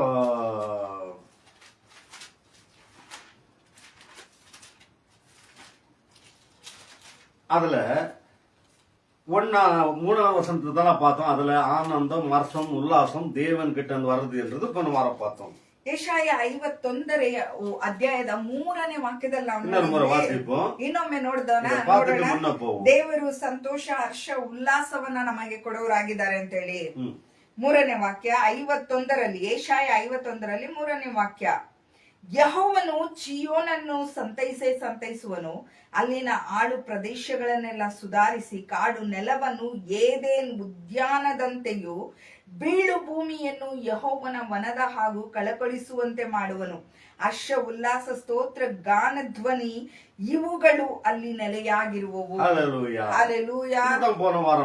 ಇದನ್ನೇ ನಾವು ಕಳೆದ ವಾರ ನೋಡಿದ್ವಿ. 1ನೇ ವಾಕ್ಯದಲ್ಲಿ ಈ ದಿನ ನಾವು ನೋಡುವಾಗ அந்த ಚಿಯೋನ್ ಎಂಬುದು ஒரு வார்த்தை ರಿಲೀಸ್ பண்றாங்க. ಇಲ್ಲಿ ಚಿಯೋನ್ ಎಂಬ ಪದವನ್ನು ರಿಲೀಸ್ ಮಾಡ್ತಾರೆ. ಚಿಯೋನ್ ಎಂದು சொன்னால் ಚಿಯೋನ್ ಮலை ಎಂಬುದು ஒரு குறிக்கிறது. ಈ ಚಿಯೋನ್ ಅಂತ ಹೇಳಿ ಹೇಳಿದ್ರೇನೆ ಚಿಯೋನ್ ಬೆಟ್ಟ, ಚಿಯೋನ್ ಊರು ಎಂದು குறிக்கிறது. ಚಿಯೋನ್ ಎಂಬುದೊಂದು ಊರು. ಚಿಯೋನುடைய ஒரு ஸ்திரியை குறித்து குறிக்கிறது. ಚಿಯೋನ್ ಎಂಬ ಸ್ತ್ರೀ, ஸ்திரியுடைய பிள்ளைகள் என்று குறிக்கிறது. ಚಿಯೋನ್ ಜನರೇ. இப்படி எல்லாமே ಚಿಯೋನ್ ಚಿಯೋನ್ என்று என்னென்ன வருது என்றது ನಾನು ஒரு ಲಿಸ್ಟ್ போட்டு உங்களுக்கு பிரசங்க பண்ணுவேன். ಚಿಯೋನ್ ನಗರಿಯೇ. ಈ ರೀತಿಯಾಗಿ ಚಿಯೋನನ್ನ ಸಂಬಂಧಪಡಿಸಿ ಏನೆಲ್ಲ ಹೇಳಲ್ಪಟ್ಟಿದೆ ಅನ್ನೋದನ್ನ ಒಂದು ಪ್ರಸಂಗವಾಗಿ ದೇವರುடைய ಭಕ್ತರೇ ಎಂದು ಆರಂಭಿக்கிறது. ಅದಕ್ಕಾಗಿ ಇಲ್ಲಿ ಯೆಹೋವನು ತನ್ನ ಭಕ್ತರನ್ನು ಅಂತೇಳಿ ಆರಂಭಿಸ್ತಾರೆ. ನಮ್ಮ ಭಕ್ತರು கிடையாது, இன்னைக்கு ದೇವರುடைய பிள்ளைகளாக மாறி. ಆದ್ರೆ ಈ ದಿನ ನಾವು ದೇವರ ಭಕ್ತರಲ್ಲ, ದೇವರ ಮಕ್ಕಳಾಗಿ ಬದಲಾಗಿದ್ದೇವೆ. கேக்குறாரு, நீங்க எந்த பண்டையில இருந்து அடிச்சு ஒடிச்சு எடுக்கப்பட்டீர்கள் என்று சொல்றாரு. ಎರಡನೇದಾಗಿ ನಮಗೆ ಕೇಳ್ತಾ ಇದ್ದಾರೆ, ಯಾವ ಒಂದು ಬಂಡೆಯಿಂದ ಒಡೆದು ಸೀಳಲ್ಪಟ್ಟು ತೆಗೆದವರಾಗಿ ನೀವಿದ್ದೀರಾ ಅಂತ ಹೇಳಿ. 1 ಕೊರಿಂಥರ್ ಪುಸ್ತಕ 10வது அதிகாரம் 4வது வசனத்தை வாசித்து பாருங்க. 1 ಕೊರಿಂಥದವರಿಗೆ 10ನೇ ಅಧ್ಯಾಯದಲ್ಲಿ 4ನೇ ವಾಕ್ಯವನ್ನ ಓದಿ அந்த ನೋಡಿ. பண்டை வேற யாரும் இல்ல, அந்த பண்டை இயேசு கிறிஸ்தன் என்று ಆ சொல்றாரு. ಬಂಡೆ ಬೇರೆ ಯಾರು ಇಲ್ಲ, ಆ ಬಂಡೆ ಯೇಸು ಕ್ರೈಸ್ತನು ಅಂತ ಹೇಳಿ அந்த ಹೇಳಲ್ಪಟ್ಟಿದೆ. பண்டைய அடிச்சு அடிச்சு ஒடிச்சு கல்வாரி சிலை வரைக்கும் எடுத்து போனதுனால அந்த கர்ப்ப வேதனையை பட்டு நமக்காக, நம்மளை பெத்தெடுத்துக்காக, நம்ம தூக்குறதுக்காக அவர் பாடுகளை பட்டு ஒரு தாய் எப்படி தன்னுடைய ஒரு பிள்ளையை பெத்தெடுக்க கடைசி தொட்டு ரத்தமே சிந்தாம சில தொட்டு ரத்தம் சிந்தி அந்த பிள்ளையை பெத்தெடுக்கிறாளோ, ಒಂದು ತಾಯಿ ಹೇಗೆ ಒಂದು ಮಗುವನ್ನ ಹೆರೋದಿಕ್ಕಾಗಿ ಕಡೆಯ ತೊಟ್ಟು ರಕ್ತವನ್ನು ಸಹ ಬಿಡದೆ ಸುರಿಸಿ ಆ ಮಗುವನ್ನ ಹೆರ್ತಾಳೋ, அல்லேலூயா. ஹல்லேலூயா. அந்த பிள்ளைக்கு அந்த ரத்தத்தை சிந்தி அந்த பிள்ளையை பெத்தெடுக்கிறாளோ, ಒಂದು ಮಗುವನ್ನ ಹೆರೋದಕ್ಕಾಗಿ ಅವಳು ರಕ್ತವನ್ನ ಸುರಿಸಿ ಹೆರ್ತಾಳೆ. அதே போலதான் இயேசு கிறிஸ்து கல்வாரி சிலுவையிலே உங்களையும் என்னையும் பெத்தெடுக்கிறதுக்காக கடைசி தொட்டு ரத்தம் சிந்தித்து விட்டார் பாரு. ಅದೇ ರೀತಿ ಕಲ್ವಾರಿ ಶಿಲುಬೆಯಲ್ಲಿ ನನ್ನನ್ನು ನಿಮ್ಮನ್ನು ಹೆರುವುದಕ್ಕಾಗಿ ಯೇಸು ತಮ್ಮ ಕಡೆಯ ತೊಟ್ಟು ರಕ್ತವನ್ನು ಸಹ ಸುರಿಸಿ ஒரு ಬಿಟ್ರು. தாய் சிந்திக்கிறது சில தொட்டு ரத்தம் ಒಂದು ತಾಯಿ ಸುರಿಸಿರೋದು ಕೆಲವು ಸ್ವಲ್ಪ ರಕ್ತ, இயேசு நமக்காக எல்லா ரத்தத்தையும் சிந்திட்டு ಆದ್ರೆ ಯೇಸು ನಮಗಾಗಿ ಕಡೆಯ ತೊಟ್ಟು ರಕ್ತವನ್ನು ಸಹ ಇಟ್ಕೊಳ್ಳದೆ ಎಲ್ಲವನ್ನ உள்ள ಸುರಿಸಿದ್ದಾರೆ. வரதுக்கு ரத்தம் இல்லை. ಇನ್ನು ಹೊರಗಡೆ ಬರೋದಿಕ್ಕೆ ಅವರ ಶರೀರದ ತಣ್ಣಿ ರಕ್ತ வெளியே ಇಲ್ಲ, ಬಂದದ್ದು. ನೀರು ಏನ್ ಹೊರಬಂತು. ತಣ್ಣಿ வெளியே ಬಂದದ್ದು? ಯಾಕೆ ನೀರು ಹೊರಬಂತು? Evidence ಪಾ. ಅದೊಂದು ಎವಿಡೆನ್ಸ್. என்ன எவிடன்ஸ்? ಏನ್ உள்ள ಎವಿಡೆನ್ಸ್? ரத்தம் இருந்தா ரத்தம் வந்திருக்கும். ಒಳಗಡೆ ಇನ್ನೂ ರಕ್ತ ಇದ್ದಿದ್ರೆ ರಕ್ತ ಬರ್ತಾ ரத்தம் ಇತ್ತು, இல்ல. ರಕ್ತ ಇಲ್ಲ. அதான் உப்பு தண்ணி கூட வெளியே வருது பாருங்க. ಅದಕ್ಕಾಗಿ ಶರೀರದಲ್ಲಿರುವ ಉಪ್ಪು ನೀರು இல்ல ಸಹ ಹೊರಗಡೆ மூணாவது ಬರ್ತಾ நாள் ಇದೆ. எந்திரிக்கிறதுக்கு ஒரு 2 பாட்டில் ரத்தம் உள்ள வச்சுன்னு இருக்கிறாரு. 3ನೇ ದಿನ ಅವ್ರು ಎದ್ದೊಳಕ್ಕಾಗಿ 2 ಬಾಟಲ್ ರಕ್ತ ಒಳಗಡೆ ಇಟ್ಕೊಂಡಿದ್ದಾರೆ. அவர் கடல் மேல வந்து நிக்கிற ஒரு சிஷ்யர்கள் பார்த்து பயப்படும் போது பூதம் என்று பயப்படும். நான் பூதம் இல்ல, பூதத்துக்கு ரத்தம் மாம்சம் இல்லை என்று சொல்றாரு. ಇಲ್ಲಿ 3ನೇ ದಿನ ಅವರು ಪುನರುತ್ಥಾನ ಹೊಂದಿದ ನಂತರ ಸಮುದ್ರದ ಮೇಲೆ ನಡ್ಕೊಂಡು ಬರ್ತಾರೆ. ನಡ್ಕೊಂಡು ಬರುವಾಗ ಅವರು ಶಿಷ್ಯರನ್ನ ನೋಡಿ, ಶಿಷ್ಯರು ಯೇಸುವನ್ನು ನೋಡಿ ಭೂತ ಅಂತ ಹೇಳಿ ಎದುರುವಾಗ, ನೀವು ಭಯಪಡುವ ಹಾಗೆ ಭೂತಕ್ಕೆ ಮಾಂಸ ಹಾಗೂ ಎಲುಬುಗಳಿಲ್ಲ, ரத்தம் இல்லை. ರಕ್ತ ಇಲ್ಲ ಅಂತ ಹೇಳಿ அப்போ ಹೇಳ್ತಾರೆ. ரத்தம் இல்லாம அவர் சமுதிரத்து மேல நடந்து வந்திருக்கிறார். ರಕ್ತವಿಲ್ಲದೆ ಸಮುದ್ರದ ಮೇಲೆ ನಡ್ಕೊಂಡು ಬರ್ತಾ உலகத்துல ಇದ್ದಾರೆ. 40 நாள் ரத்தம் இல்லாத மனுஷனாக வாழ்ந்து பரலோகத்துக்கு போன ஒருவே ஒருவர்னா அவர் அருள்நாதர் இயேசு. ಈ ಲೋಕದಲ್ಲಿ 40 ದಿನ ರಕ್ತವಿಲ್ಲದೆ ಈ ಲೋಕದಲ್ಲಿ ಸುತ್ತಾಡಿ ಪರಲೋಕಕ್ಕೆ ಹೋದವರು ಅಂತ ಹೇಳಿದ್ರೆ ನಮ್ಮ ಕರ್ತನಾದ ಯೇಸು ಕ್ರಿಸ್ತನ ಮಾತ್ರ. மன கண்கள் திறக்க வேணும் ಈ பாருங்க. ಒಂದು ಬೆಳಿಗ್ಗೆಯಲ್ಲಿ ನಮ್ಮೊಬ್ಬೊಬ್ಬರ ಮನ ಕಣ್ಣುಗಳು ತೆರೆಯಲ್ಪಡಬೇಕು. ஹல்லேலூயா. ಹಲ್ಲೆಲೂಯಾ. ஏன் நம்மள பெத்தெடுத்தாரு பாருங்க. ಯಾಕೆ ಅಂತ ಹೇಳಿದ್ರೆ ನಮ್ಮನ್ನ ಹೆತ್ತಿದ್ದಾರೆ. நம்ம சிலுவையில அந்த சந்ததியை பார்த்தாரு பாருங்க. ಶಿಲುಬೆಯಲ್ಲಿ ನಮ್ಮ ಸಂತತಿಯನ್ನ ನೋಡಿದ್ರು. ஒரு இஸ்ரேல் தேசத்துல ஒரு தோலா என்ற ஒரு புழுங்கல் இருக்கிறது பாருங்க. ಇಸ್ರಾಯೇಲ್ ದೇಶದಲ್ಲಿ ತೋಳ ಅನ್ನೋ ಒಂದು ಹುಳು ಇದೆ. நம்ம முச்சுக்கொட்டெல்லாம் அவுக்கும்போது வேற எல்லாம் அவுக்கும்போது புழுங்கெல்லாம் வெளியே வரும். ನಾವು ಅವರೆಕಾಯಿಯನ್ನ ಸುಲಿಯುವಾಗ ಹುಳುಗಳನ್ನ ನೋಡ್ತೇವೆ இந்த ನೋಡಿ. மாதிரி பல புழுங்கெல்லாம் இருக்கும் ಈ பாருங்க. ರೀತಿಯಾಗಿ ಹಲವು ಹುಳುಗಳಿವೆ. 1000 கால் புழுங்கெல்லாம் இருக்கும். 1000 ಕಾಲುಗಳುಳ್ಳ ಹುಳುಗಳೆಲ್ಲ ஆனா ಇದೆ. இந்த இஸ்ரேல் நாட்டுல தேசத்துல என்ன மாதிரினா தோலா என்ற ஒரு புழுங்கல் இருக்கிறது பாருங்க. ಇಸ್ರಾಯೇಲ್ ದೇಶದಲ್ಲಿ ಈ ತೋಳ ಅನ್ನೋ ಒಂದು ಹುಳು ಇದೆ. அது வந்து ராயல் ரெட்னு சொல்லுவாங்க. ಆ ಒಂದು ಹುಳುವಿನ ಬಣ್ಣ ಯಾವ ರೀತಿ ಇರುತ್ತೆ ಅಂತ ಹೇಳಿದ್ರೆ ರಾಯಲ್ ರೆಡ್. நம்முடைய ரத்தம் என்ன கலர் இருக்கிறதோ அந்த ரத்தம்னா அந்த மாதிரி ஒரு ரெட்ட உலகத்துல எங்கேயும் பார்க்க முடியாதாம். ನಮ್ಮ ರಕ್ತದ ಕಲರ್ ಯಾವ ರೀತಿ ರೆಡ್ ಆಗಿದೆಯೋ ಆ ರೀತಿ ಒಂದು ರೆಡ್, ಆ ಒಂದು ಬಣ್ಣವನ್ನ ಬೇರೆ ಎಲ್ಲೂ ಈ ಲೋಕದಲ್ಲಿ ನೋಡೋದಿಕ್ ಆಗೋದಿಲ್ಲ. அப்படிப்பட்ட புழுங்க பாருங்க. ಅಂತಹ ಹುಳುಗಳು. ஆனா அந்த புழுங்கள்ல என்ன வித்தியாசம் சொன்னா, ಆದ್ರೆ ಆ ಹುಳುಗಳಲ್ಲಿ ಏನ್ ವ್ಯತ್ಯಾಸ ಅಂತ ಹೇಳಿದ್ರೆ, ஆண் புழு வந்து ஒரு 2 வருஷம் 3 வருஷம் 4 வருஷம் வாழும் என்று அந்த புழுகளை எடுக்கிறவங்க சொல்றாங்க பாருங்க. ಆ ಒಂದು ಹುಳುಗಳನ್ನ ತೆಗೆಯುವವರು ಹೇಳ್ತಾರೆ, ಗಂಡು ಹುಳು 1 ವರ್ಷ 2 ವರ್ಷ 3 ವರ್ಷ 4 ವರ್ಷ ಈ ರೀತಿ ಕೆಲವು ஒரு ವರ್ಷಗಳು வருஷம் இல்ல, ಜೀವಿಸುತ್ತೆ. 3 வருஷம் 4 வருஷம் மேல வாழும் பாருங்க. ಅವ್ರು ಹೇಳ್ತಾರೆ 1 ವರ್ಷ ಅಲ್ಲ 3-4 ವರ್ಷಗಳು ಜೀವಿಸುತ್ತೆ ಅಂತ ಹೇಳಿ. குறைஞ்சது 3 வருஷம் மேல வாழும் பாருங்க. ಕನಿಷ್ಠ ಪಕ್ಷ 3 ವರ್ಷಕ್ಕಿಂತ ಹೆಚ್ಚಾಗಿ ಜೀವಿಸುತ್ತೆ இந்த ಅಂತೇಳಿ. பெண் புழுங்கள் ಆದ್ರೆ ಈ ಹೆಣ್ಣು ಹುಳು 1 வருஷத்துக்கு மேல வாழாது. 1 ವರ್ಷಕ್ಕಿಂತ ಹೆಚ್ಚಾಗಿ ಜೀವಿಸೋದಿಲ್ಲ. 1 வருஷத்துக்குள்ள அது கர்ப்பம் தரிக்கிறது. ಈ 1 ವರ್ಷದೊಳಗಾಗಿ ಅದು ಗರ್ಭ அது ಧರಿಸುತ್ತೆ. முட்டைகளை வைக்கும் போது ಅದು ಮೊಟ್ಟೆಗಳನ್ನು ಇಡುವಾಗ அது கீழே எங்கேயுமே கீழே வைக்காதுங்கப்பா. ಆ ಮೊಟ್ಟೆಗಳನ್ನ ಅದು ಕೆಳಗಡೆ ಎಲ್ಲೂ ಇಡೋದಿಲ್ಲ. எப்படி இந்த பள்ளி ஏறி போய் சவுத்து மேல மூலிங்களெல்லாம் எங்க வைக்கிதோ முட்டைகளை, ಯಾವ ರೀತಿ ಹಲ್ಲಿ ಗೋಡೆ ಮೇಲೆ ಹತ್ತಿ ಹೋಗಿ ಯಾವ್ದಾದ್ರು ಒಂದು ಮೂಲೆಗಳಲ್ಲಿ ಹೋಗಿ ಮೊಟ್ಟೆ ಇಟ್ಬಿಟ್ಟು அதே ಬರುತ್ತೆ, மாதிரிதான் இந்த தோளா என்ற புழுகள் மரத்து மேல ஏற ஆரம்பிக்கும். ಅದೇ ರೀತಿ ಈ ತೋಳ ಎಂಬ ಹುಳು ತಾನು ಗರ್ಭ ಧರಿಸಿದ ತಕ್ಷಣ ಮರದ ಮೇಲೆ ಹತ್ತೋದಿಕ್ಕೆ அது எப்ப ಆರಂಭಿಸುತ್ತೆ. முட்டை வைக்க ஆரம்பிக்கிறது தெரியுதோ உடனே அது அந்த இடத்த விட்டு நகரி, இப்ப நான் பிள்ளைகளை பெக்கிற நேரம் வந்துருச்சு, முட்டைகளை வைத்து அந்த பிள்ளைகளை பொறுக்கிற நேரம் வந்துருச்சுன்னு சொல்லி மரத்து மேல ஏற ஆரம்பிச்சு போய் மரத்து மேல போய் உக்காந்துடும். ಇಲ್ಲಿ ಯಾವಾಗ ಮೊಟ್ಟೆ ಇಡುವ ಸಮಯ ಬಂದ್ಬಿಡುತ್ತೋ ಈ ತೋಳ ಹುಳು ಏನ್ ಮಾಡುತ್ತೆ, ಒಂದು ಮರವನ್ನ ಹತ್ಬಿಟ್ಟು ನನ್ ಮೊಟ್ಟೆ ಇಡುವ ಸಮಯ ಬಂದಾಯ್ತು, ಅದಕ್ಕೆ ಕಾವನ್ನ ಕೊಟ್ಟು ಮರಿ ಮಾಡುವ ಸಮಯ ಬಂದಾಯ್ತು ಅಂತೇಳಿ ಒಂದು ಎತ್ತರವಾದ ಮರವನ್ನ ನೋಡ್ಕೊಂಡು ಮರ ಹತ್ತೋದಿಕ್ಕೆ ಆರಂಭಿಸ್ಬಿಡುತ್ತೆ. ಹಾಲೆಲೂಯಾ. மரத்து மேல போய் முட்டைகளெல்லாம் வச்சிருதுப்பா. ಮರದ ಮೇಲೆ ಹೋಗ್ಬಿಟ್ಟು ಮೊಟ್ಟೆಗಳನ್ನೆಲ್ಲ ಇಟ್ಟು ஒரு ಬಿಡುತ್ತೆ. புழு குறை 20-30 முட்டைகள் வைத்திருதுன்னு வச்சுக்கோங்க. ಒಂದು ಹುಳು ಹೆಚ್ಚು ಕಮ್ಮಿ 20-30 ಮೊಟ್ಟೆಗಳನ್ನ ಇಡುತ್ತೆ ಅಂತೇಳಿ ಇಟ್ಕೊಳ್ಳಿ. வச்சு ஆயிட்ட பிற்பாடு ಆ ಮೊಟ್ಟೆಗಳನ್ನಿಟ್ಟು ಆದ ನಂತರ அப்படியே அது அந்த சரீரத்தை கட்டியா அந்த மரத்தை பூச்சிக்கிட்டு தலையை மாத்திரம் உள்ள விட்டு முட்டைகள் எல்லாம் பார்த்துட்டு அதுக்கு நல்லா சூடு கொடுக்க ஆரம்பிக்கும். ಅದು ತಲೆಯನ್ನ ಮಾತ್ರ ಬಗ್ಗಿಸಿ ನೋಡಿ ಮೊಟ್ಟೆಗಳನ್ನೆಲ್ಲ ಬಿಟ್ಬಿಟ್ಟು ಅದು ಆ ಮೊಟ್ಟೆಗಳಿಗೆ ಶಾಖವನ್ನ ಕೊಡೋದಿಕ್ಕೆ ಆರಂಭಿಸುತ್ತೆ. அதுக்கப்புறம் அது குட்டிகள் பிறந்தாயிடும். ಅದರ ನಂತರ ಅವುಗಳು ಮರಿಗಳಾಗತ್ತೆ. இந்த தோளா பெண் புழுக்கு நல்லா தெரியும், இனி இந்த பிள்ளைகள் பிறந்த உடனே நான் சாக போறேன்ன்றது அதுக்கு தெரியும். ಈ ತೋಳದಲ್ಲಿ ಹೆಣ್ಣು ಹುಳುವಿಗೆ ಚೆನ್ನಾಗ್ ಗೊತ್ತು, ನಾನ್ ಮೊಟ್ಟೆ ಇಟ್ಟು ಆ ಮೊಟ್ಟೆಗಳು ಮರಿಗಳಾದ ನಂತರ ನಾನ್ ಸಾಯ್ಬೇಕು ಅನ್ನೋದು. ஏன் சொன்னா இந்த குட்டிகள் உண்டாகின உடனே அது தாயின் சரீரத்தை பிச்சு துண்ண ஆரம்பிக்கும். ಈ ಮರಿಗಳು ಹೊರ ಬಂದ ತಕ್ಷಣ ತಾಯಿಯ ಶರೀರವನ್ನ ಕಿತ್ತು ತಿನ್ನೋದಿಕ್ಕೆ ಆರಂಭಿಸುತ್ತೆ. சரீரத்தில் இருக்கிற அந்த ரத்தத்தை குடிக்க ஆரம்பிக்கும். ತಾಯಿಯ ಶರೀರದಲ್ಲಿರುವ ರಕ್ತವನ್ನ ಕುಡಿಯೋದಿಕ್ಕೆ யோசித்து ಆರಂಭಿಸುತ್ತೆ. பாருங்க, ಯೋಚಿಸಿ ನೋಡಿ, வலி வேதனைகள், ನೋವು ವೇದನೆ, 20-30 புழுக்கள் அதை பிச்சு துண்ணம் வந்து அது நகரி எங்க நான் விட்டுட்டு கீழே ஊந்துடணும், அப்போ அந்த குட்டிகளுக்கு என்னுடைய ஆகாரம் கிடைக்காத போயிடும், என்ன ரத்தத்தை கிடைக்காத போயிடும் சொல்லி கெட்ட அந்த மரத்தை பிடிச்சு அந்த வெளி வேதனைகள் அனுபவித்துக் கொண்டு அப்படியே ஒட்டின்னு இருக்குமா. ಒಂದು ವೇಳೆ ಆ ಮರಿಗಳು ತಾಯಿಯ ಶರೀರವನ್ನ ಕಿತ್ತು ತಿನ್ನುವಾಗ, ರಕ್ತವನ್ನ ಹೀರುವಾಗ, ನೋವು ವೇದನೆಯಲ್ಲಿ ಮರದಿಂದ ಕೆಳಗಡೆ ನಾನು ಬಿದ್ದು ಬಿಟ್ರೆ ಆ ಮರಿಗಳಿಗೆ ಎಲ್ಲಿ ಆಹಾರ ಸಿಗದೆ ಹೋಗ್ಬಿಡುತ್ತೋ ಅಂತೇಳಿ ಈ ತಾಯಿ ಹುಳು ಏನ್ ಮಾಡುತ್ತೆ, ಆ ಮರವನ್ನ ಗಟ್ಟಿಯಾಗಿ ಹಿಡ್ಕೊಂಡ್ ಬಿಡ್ತಾ ಇತ್ತು. ஜெஸ்டமன் தோட்டத்துல இருந்து பிடிச்சு அடிச்சு கல்வாரி சிலை வரைக்கும் அடிச்சுன்னு போகும்போது இயேசு வாய் திறக்காம, நான் எங்க வாய் திறந்தேன்னா அவர் அற்புதம் நடந்துட்டா, நான் எக்ஸேப் ஆயிட்டா, என் பிள்ளைகளை நான் பெத்தெடுக்க முடியாது, நான் அவருக்கு தகப்பனாக முடியாது என்று சொல்லி அவ்வளோ வலி வேதனைகள் அடி வாங்கிக்கின்னு ரத்தம் சிந்திக்கின்னு கறிகள்லாம் சிதறடித்துக்கின்னு நமக்காக கிழிக்கப்பட்ட சரீரம், நமக்காக சிந்தனப்பட்ட ரத்தம் என்றது அது எடுத்து காமிக்கிறது பாருங்க. ಅದೇ ರೀತಿ ನಮ್ಮ ಕರ್ತನಾದ ಯೇಸು ಕ್ರಿಸ್ತನನ್ನ ಗೆತ್ಸೆಮನೆ ತೋಟದಲ್ಲಿ ಹಿಡಿಯುವಾಗ ಅಲ್ಲಿಂದ ಆರಂಭಿಸಿ ಕಲ್ವಾರಿ ಶಿಲುಬೆಗೆ ಹೋಗುವವರೆಗೂ ಎಷ್ಟೇ ಮಾತಾಡಿದ್ರು ಅವ್ರ ಬಾಯೇ ತೆರೀಲಿಲ್ಲ.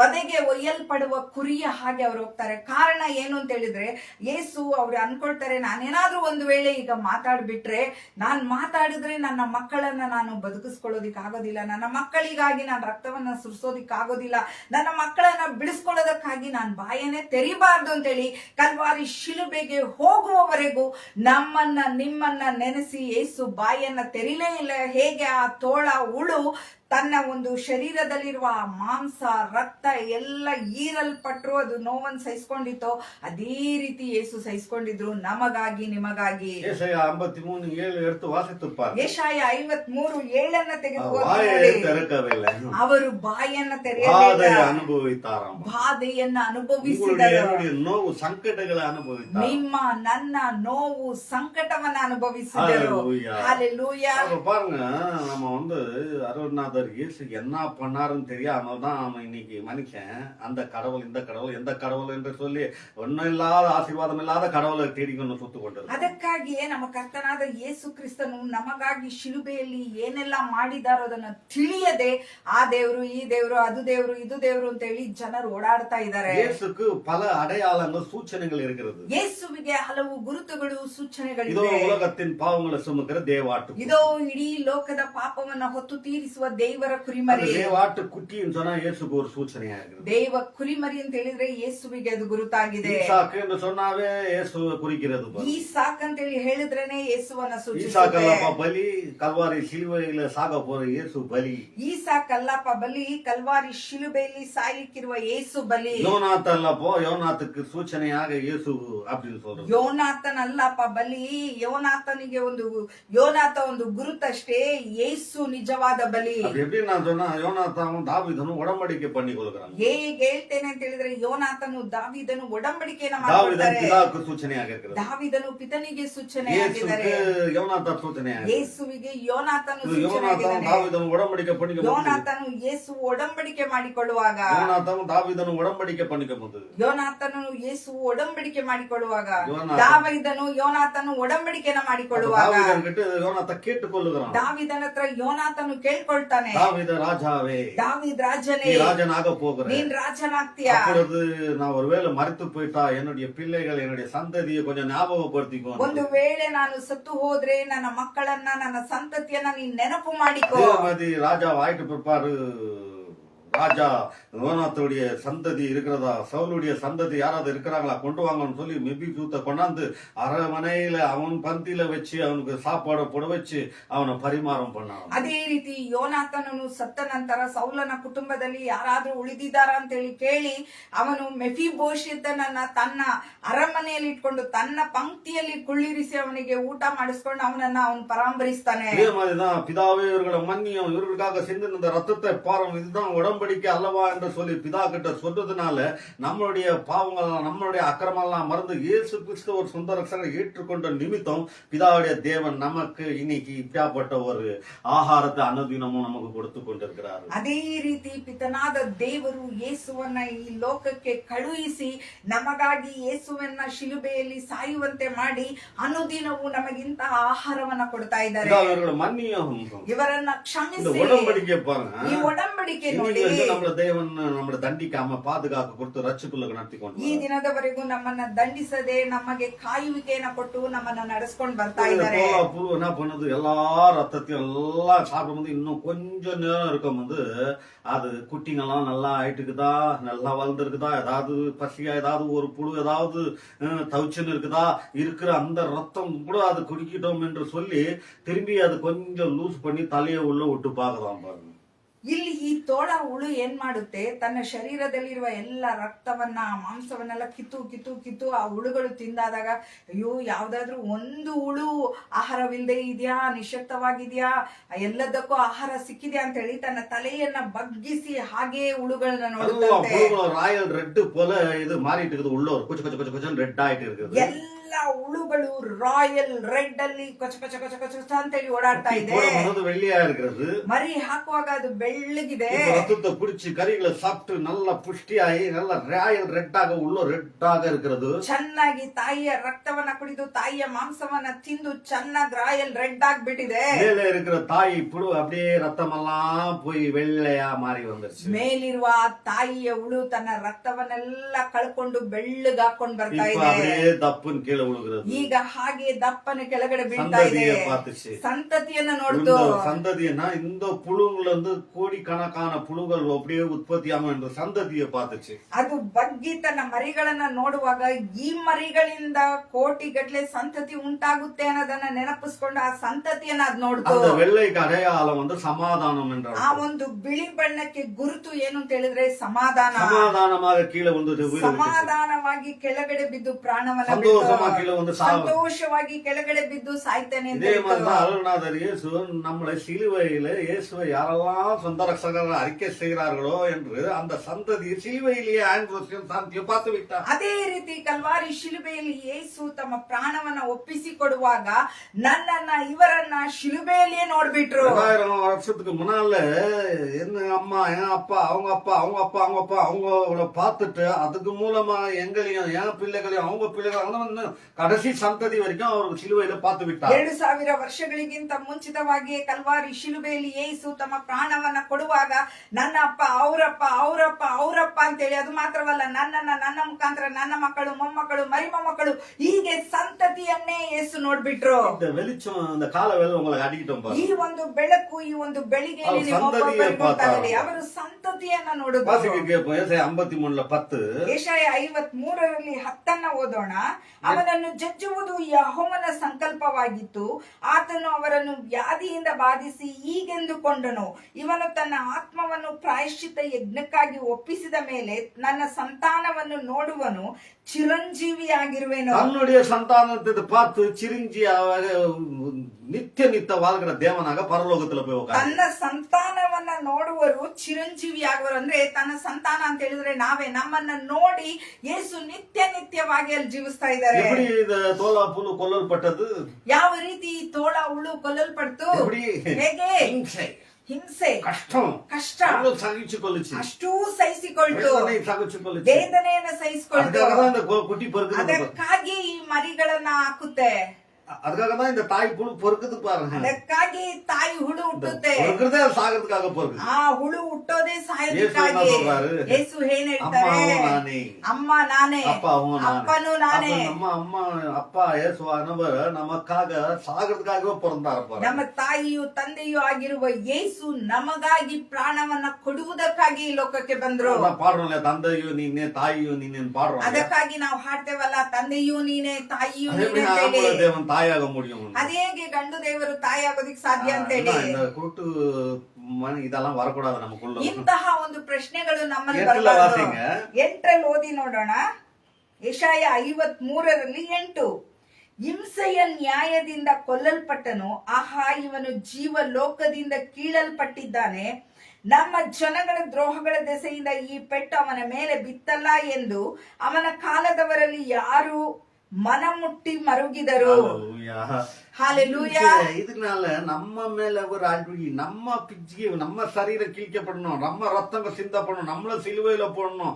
நமக்கு பதிலாக அவர் அந்த பாதைகளை அனுபவிச்சு அவர் கீழே செத்து போனார் என்றதை பார்ப்போம். ಹಿಂಸೆ ಅನ್ನೋ ನ್ಯಾಯದಿಂದ ಕೀಳಲ್ಪಟ್ರು ಕೊಲ್ಲಲ್ಪಟ್ರು ಅಂತ ಹೇಳಿ ವಾಕ್ಯ ಹೇಳುತ್ತಲ್ಲ. ಹಿಂಸೆ ಆಕ್ಚುಲಿ ನಮಗ್ ಬರ್ಬೇಕಾಗಿತ್ತು, ನಾವು ಕೀಳಲ್ಪಡ್ಬೇಕಾಗಿತ್ತು, ನಾವು ಕೊಲ್ಲಲ್ಪಡ್ಬೇಕಾಗಿತ್ತು, ನಾವು ಬಾಧೆಗೊಳಪಡಬೇಕಾಗಿತ್ತು. ಆದ್ರೆ ನಮಗೆ ಬದಲಾಗಿ ಯೇಸು ಹಿಂಸೆಗೊಳಗಾಗಿ ಬಾಧೆಗೊಳಪಟ್ಟು ಪ್ರಾಣವನ್ನ ಕೊಟ್ರು. ஹalleluya. ಯೇಸು ಯಾವುದಕ್ಕಾಗಿ ಬಂದ್ರು? ಜೀವವನ್ನ ಕೊಡೋದಕ್ಕೆ ಬಂದ್ರು. ಯಾಕೆ ಜೀವವನ್ನ ಕೊಡೋದಿಕ್ ಬಂದ್ರು? ಶರೀರத்தை ஒப்பு கொடுத்தார். ತಮ್ಮ ಶರೀರವನ್ನ ಒಪ್ಪಿಸಿಕೊಟ್ರು.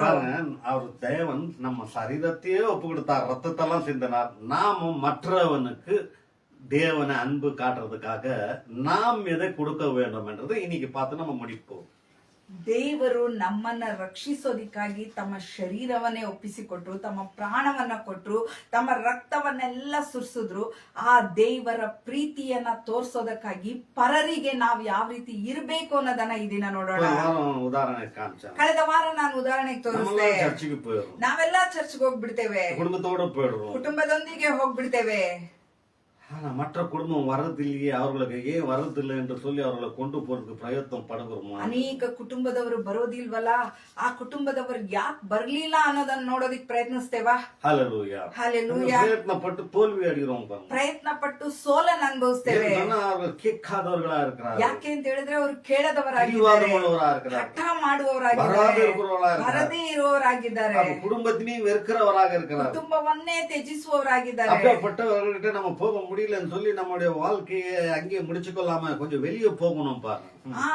ಆ ರೀತಿ ಇರುವವರ ಬಳಿ ತಮ್ಮ ಜೀವನವನ್ನ ನಾವು ಕಳೆದುಕೊಳ್ಳದೆ ಅವರನ್ನ ಬಿಟ್ಟು ಹೊರ ಬರಬೇಕು. ಯೇಸು அப்படிதான் சொல்றாரு. ಯೇಸು ಅದನ್ನೇ ಹೇಳ್ತಾರೆ. ಆ ಪಕ್ಕಂ போவாதீங்க, ಸಮಾರ್ಯದ ಕಡೆ ಹೋಗ್ಬೇಡಿ, இந்த மாதிரி ஜனங்க கிட்ட போவாதீங்க. ಇಂತಹ ಜನರ ಬಳಿ ಹೋಗ್ಬೇಡಿ. ஏன்னா அவங்க நோவா காலத்துல வாழ்ந்த மாதிரி பிடிவாதம், அக்கிரமக்காரங்க குடிக்கிறது, துண்டுறது, இது பண்றது, விபச்சாரம் செய்து இந்த மாதிரி ஒரு வாழ்க்கையில வாழ்றது அவர்கள் இஷ்டப்படுவார்கள். ಅವರು ನೋಹನ ಕಾಲದಲ್ಲಿ ಜೀವಿಸಿದ ಹಾಗೆ ಕುಡಿತ ಇಂತಹ ಕೆಟ್ಟ ಚಟಗಳಲ್ಲಿ ಅವರು ಜೀವಿಸ್ತಾ அவர்கள் ಇದ್ದಾರೆ. சாப்பிடுறது, தூங்குறது, இருக்கிறது, அவர்கள் சந்தோஷத்துக்கு அவர்கள் காலம் கல்வார்கள். ಅವ್ರು ಊಟ ಮಾಡೋದು, ಅವ್ರು ಕುಡಿಯೋದು, ಅವ್ರು ಇರೋದು, ಅವ್ರ ಬಗ್ಗೆ ಮಾತ್ರ ಚಿಂತೆ ಮಾಡ್ಕೊಂಡು ಕಾಲ ಕಳೀತಾರೆ. அவர்கள் குடிக்கிறதுல இருக்கிற சந்தோஷம் இந்த வேத புஸ்தகத்துல ரகசியத்துல வரமாட்டார்கள். ಅವ್ರು ಕುಡಿಯೋದ್ರಲ್ಲೂ ತಿನ್ನೋದ್ರಲ್ಲೂ ಇರುವ ಆ ಸಂತೋಷದಿಂದ ವೇದವನ್ನ ತಿಳಿಯುವ ತಿಳುವಳಿಕೆ ಅಂತ ಬರೋದಿಲ್ಲ. அவர் போடுற வஸ்திரங்கள் அலங்காரங்கத்துல இருக்கிற அந்த இது விட்டு தேவனுடைய வார்த்தையில வரமாட்டார்கள். ಅವರು ಹಾಕುವ ಆ ಬಟ್ಟೆ ಅದೆಲ್ಲ ಕಾರ್ಯಗಳನ್ನ ನೋಡ್ಬಿಟ್ಟು ಅವರು ಈ ವೇದವನ್ನ ತಿಳ್ಕೊಳ್ಳೋದಿಕ್ ಬರೋದಿಲ್ಲ. அவர் வாங்குற வீடு, பங்களா, அது இது காரு, இந்த மாதிரி வஸ்திரங்களை விட்டு தேவன் பக்கம் திரும்ப மாட்டார்கள். ಅವರು ತೆಗೆದುಕೊಳ್ಳುವ ಬಂಗ್ಲೆ, ಕಾರು, ಅದು ಇದೆಲ್ಲ ಬಿಟ್ಟು ದೇವರ ಕಡೆ ಅವರು ತಿರುಗೋದಿಲ್ಲ. அதுக்கப்புறம் பிள்ளைகளை பார்த்துக்கொண்டு நம்ம கருத்துது இந்த பிள்ளைகள் கத்துது அப்படி இப்படின்னு சேர்த்து வைக்க அதுக்குள்ள நீங்க வைக்குவார்கள். ನಮ್ಮ ಮಕ್ಕಳ ನಂತರ ನಮ್ಮ ಮೊಮ್ಮಕ್ಕಳು ಈ ರೀತಿಯಾಗಿ ಮಕ್ಕಳಿಗೆ ಅವ್ರಿಗೆ ಸೇರಿಸಿಟ್ಕೊಂಡು ಹೋಗ್ತಾ குடும்பத்து ಇರ್ತಾರೆ. மேல அக்கறை இருக்காது. ಕುಟುಂಬದ ಮೇಲೆ ಅಕ್ರೆ ಇರೋದಿಲ್ಲ. வெளியே கொஞ்சம் யார் மேலேயும் அக்கறை இருக்காது. ಜೊತೆಯಲ್ಲಿರುವ ಯಾರ ಮೇಲೆಯೂ ಅಕ್ರೆ ಇರೋದಿಲ್ಲ. குடும்பத்து மேலேயே அக்கறை இல்லாதவங்க வெளியத்து மேல எங்க அக்கறை வரும்? ಕುಟುಂಬದಲ್ಲಿ ಇರುವವರ ಮೇಲೆ ಅಕ್ರೆ ಇಲ್ಲ ಅಂತ ಹೇಳಿದ್ರೆ ಜೊತೆಯಲ್ಲಿ ಇರುವವರ ಬಗ್ಗೆ ಹೇಗೆ ಅಕ್ರೆ ಇರುತ್ತೆ? அக்கறை வந்தாலும் ஒரு பேரு புகழ் வாங்குறதுக்காக அந்த அக்கறை காட்டுவாங்க. ಒಂದು ವೇಳೆ ಅಕ್ರೆ ಮಾಡಿದ್ರು ಅದು ಹೆಸರನ್ನ ಪ್ರಖ್ಯಾತಿಯನ್ನ ತೆಗೆದುಕೊಳ್ಳೋದಕ್ಕಾಗಿರುತ್ತೆ. வீட்டுக்குள்ள மாறி வெளியே உபகாரி என்று சொல்லி ಮನೆಗ್ ಮಾರಿ ಊರಿಗೆ ಉಪಕಾರಿ ಅಂತ ಹೇಳಿ ஊரெல்லாம் ಹೇಳ್ತಾರಲ್ಲ, மாறி மாறி இருப்பாங்க. ಮನೆಗ್ ಮಾರಿ ತರ வெளியே ಇರ್ತಾರೆ. உபகாரி நல்ல பேர் வாங்குற மாதிரி ಹೊರಗಡೆ ಉಪಕಾರಿ ಒಳ್ಳೆ ಕೆಲಸ ஆனா ಮಾಡ್ತಾರೆ ஆண்டவர் அப்படி சொல்லல. ಆದ್ರೆ ದೇವ್ರ ಆ ರೀತಿ மத்தாய ಹೇಳಿಲ್ಲ. ஃபர்ஸ்ட் பிரசங்கமே அவர் எப்படி கொண்டு வராருன்றது இன்னைக்கு எடுத்து காமிக்கிறேன் நான். ಮತ್ತಾಯ ಮೊದಲನೇ ಪ್ರಸಂಗದಲ್ಲಿ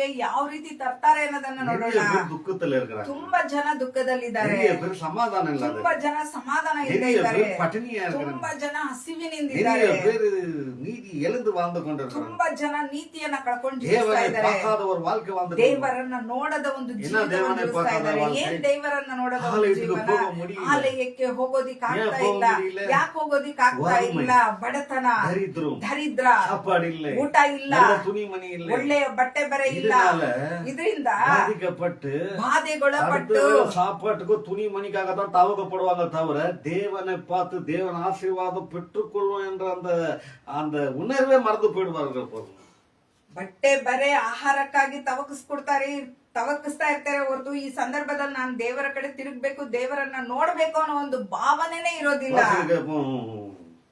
மத்தாய புஸ்தகத்துல 5வது அதிகாரம் 4. ಮತ್ತಾಯ ಪುಸ್ತಕದಲ್ಲಿ 5ನೇ ಅಧ್ಯಾಯ 4 ಓದೋಣ. இன்னைக்கு நல்லா கேளுங்க, அந்த ரகசியத்தை தெரிஞ்சுக்கணும், எப்படி நாம் வாழ வேணும்ன்றது ಈ கத்துக்கொள்ளுங்க. ದಿನ ಚೆನ್ನಾಗಿ ಕೇಳಿ, ರಹಸ್ಯಗಳನ್ನ ತಿಳಿದುಕೊಂಡು ನಾವು ಹೇಗ್ ಜೀವಿಸ್ಬೇಕು ಅಂತೇಳಿ. ದುಃಖ ಪಡುವವರು ಧನ್ಯರು, ಅವರು ಸಮಾಧಾನ ಹೊಂದುವರು. யார் துக்கத்துல இருக்கிறாங்க, அதான் நான் சொன்னேன் யோவான் புஸ்தகம் 16வது அதிகாரம் 20ல உங்க துக்கம் நீங்கி சந்தோஷமாக மாறும். ಇಲ್ಲಿ ದುಃಖ ಪಡುವವರು ಧನ್ಯರು ಅಂತೇಳಿ ಹೇಳ್ತಾ ಇದೆ. ಆದ್ರೆ ನಾನು ನಿಮ್ಗಾಗ್ಲೇ ಹೇಳಿದೆ, ಯೋಹಾನನ ಪುಸ್ತಕದಲ್ಲಿ 16ನೇ ಅಧ್ಯಾಯ 20ನೇ ವಾಕ್ಯದಲ್ಲಿ ನಿಮ್ಮ ದುಃಖ ಹೋಗಿ ಆನಂದ ಬರುವುದು ಅಂತೇಳಿ. ಯಾವಾಗ? வாழ்நாளெல்லாம் துக்கங்கள் வந்து கொண்டே இருக்கும் பாருங்க. ಜೀವನ ಪರ್ಯಂತ ದುಃಖ ಬರ್ತಾನೆ ಇರುತ್ತೆ. ஏதோ ஒரு துக்கத்துல மாட்டின்னு இருக்கிறாங்க, ಯಾವ್ದೋ ಒಂದು ದುಃಖದಲ್ಲಿ ಸಿಕ್ಕಾಕೊಂಡಿದ್ದಾರೆ, துக்கம் நாள்கள் தீரி போயிடுது, ದುಃಖದ ದಿನಗಳು ಹೊರಟೋಗುತ್ತೆ. அடுத்தது அந்த துக்க முகம் மாறி அது சந்தோஷமும் பழைய வாழ்க்கை பழைய பொடி கதவை தொடின்னு குதிச்சுக்கின்னு ஆடிக்கின்னு குடிச்சுக்கின்னு மஜா பண்ணிக்கின்னு அப்படி வாழ்வாங்க. ನಂತರ ಈ ದುಃಖದ ದಿನಗಳನ್ನ ಮರೆತು ಬಿಟ್ಟು ಸಂತೋಷದಿಂದ ಕುಡಿದು ಕುಪ್ಪಳಿಸಿ ಅವರು அப்ப இந்த ಸಂತೋಷದಿಂದ ಇರ್ತಾರೆ. துக்கம் நினைவே வராது. ಆ ದುಃಖದ ದಿನಗಳನ್ನ ಅವ್ರು எதுக்காக ನೆನಪಿಸಿಕೊಳ್ಳೋದೇ ಇಲ್ಲ.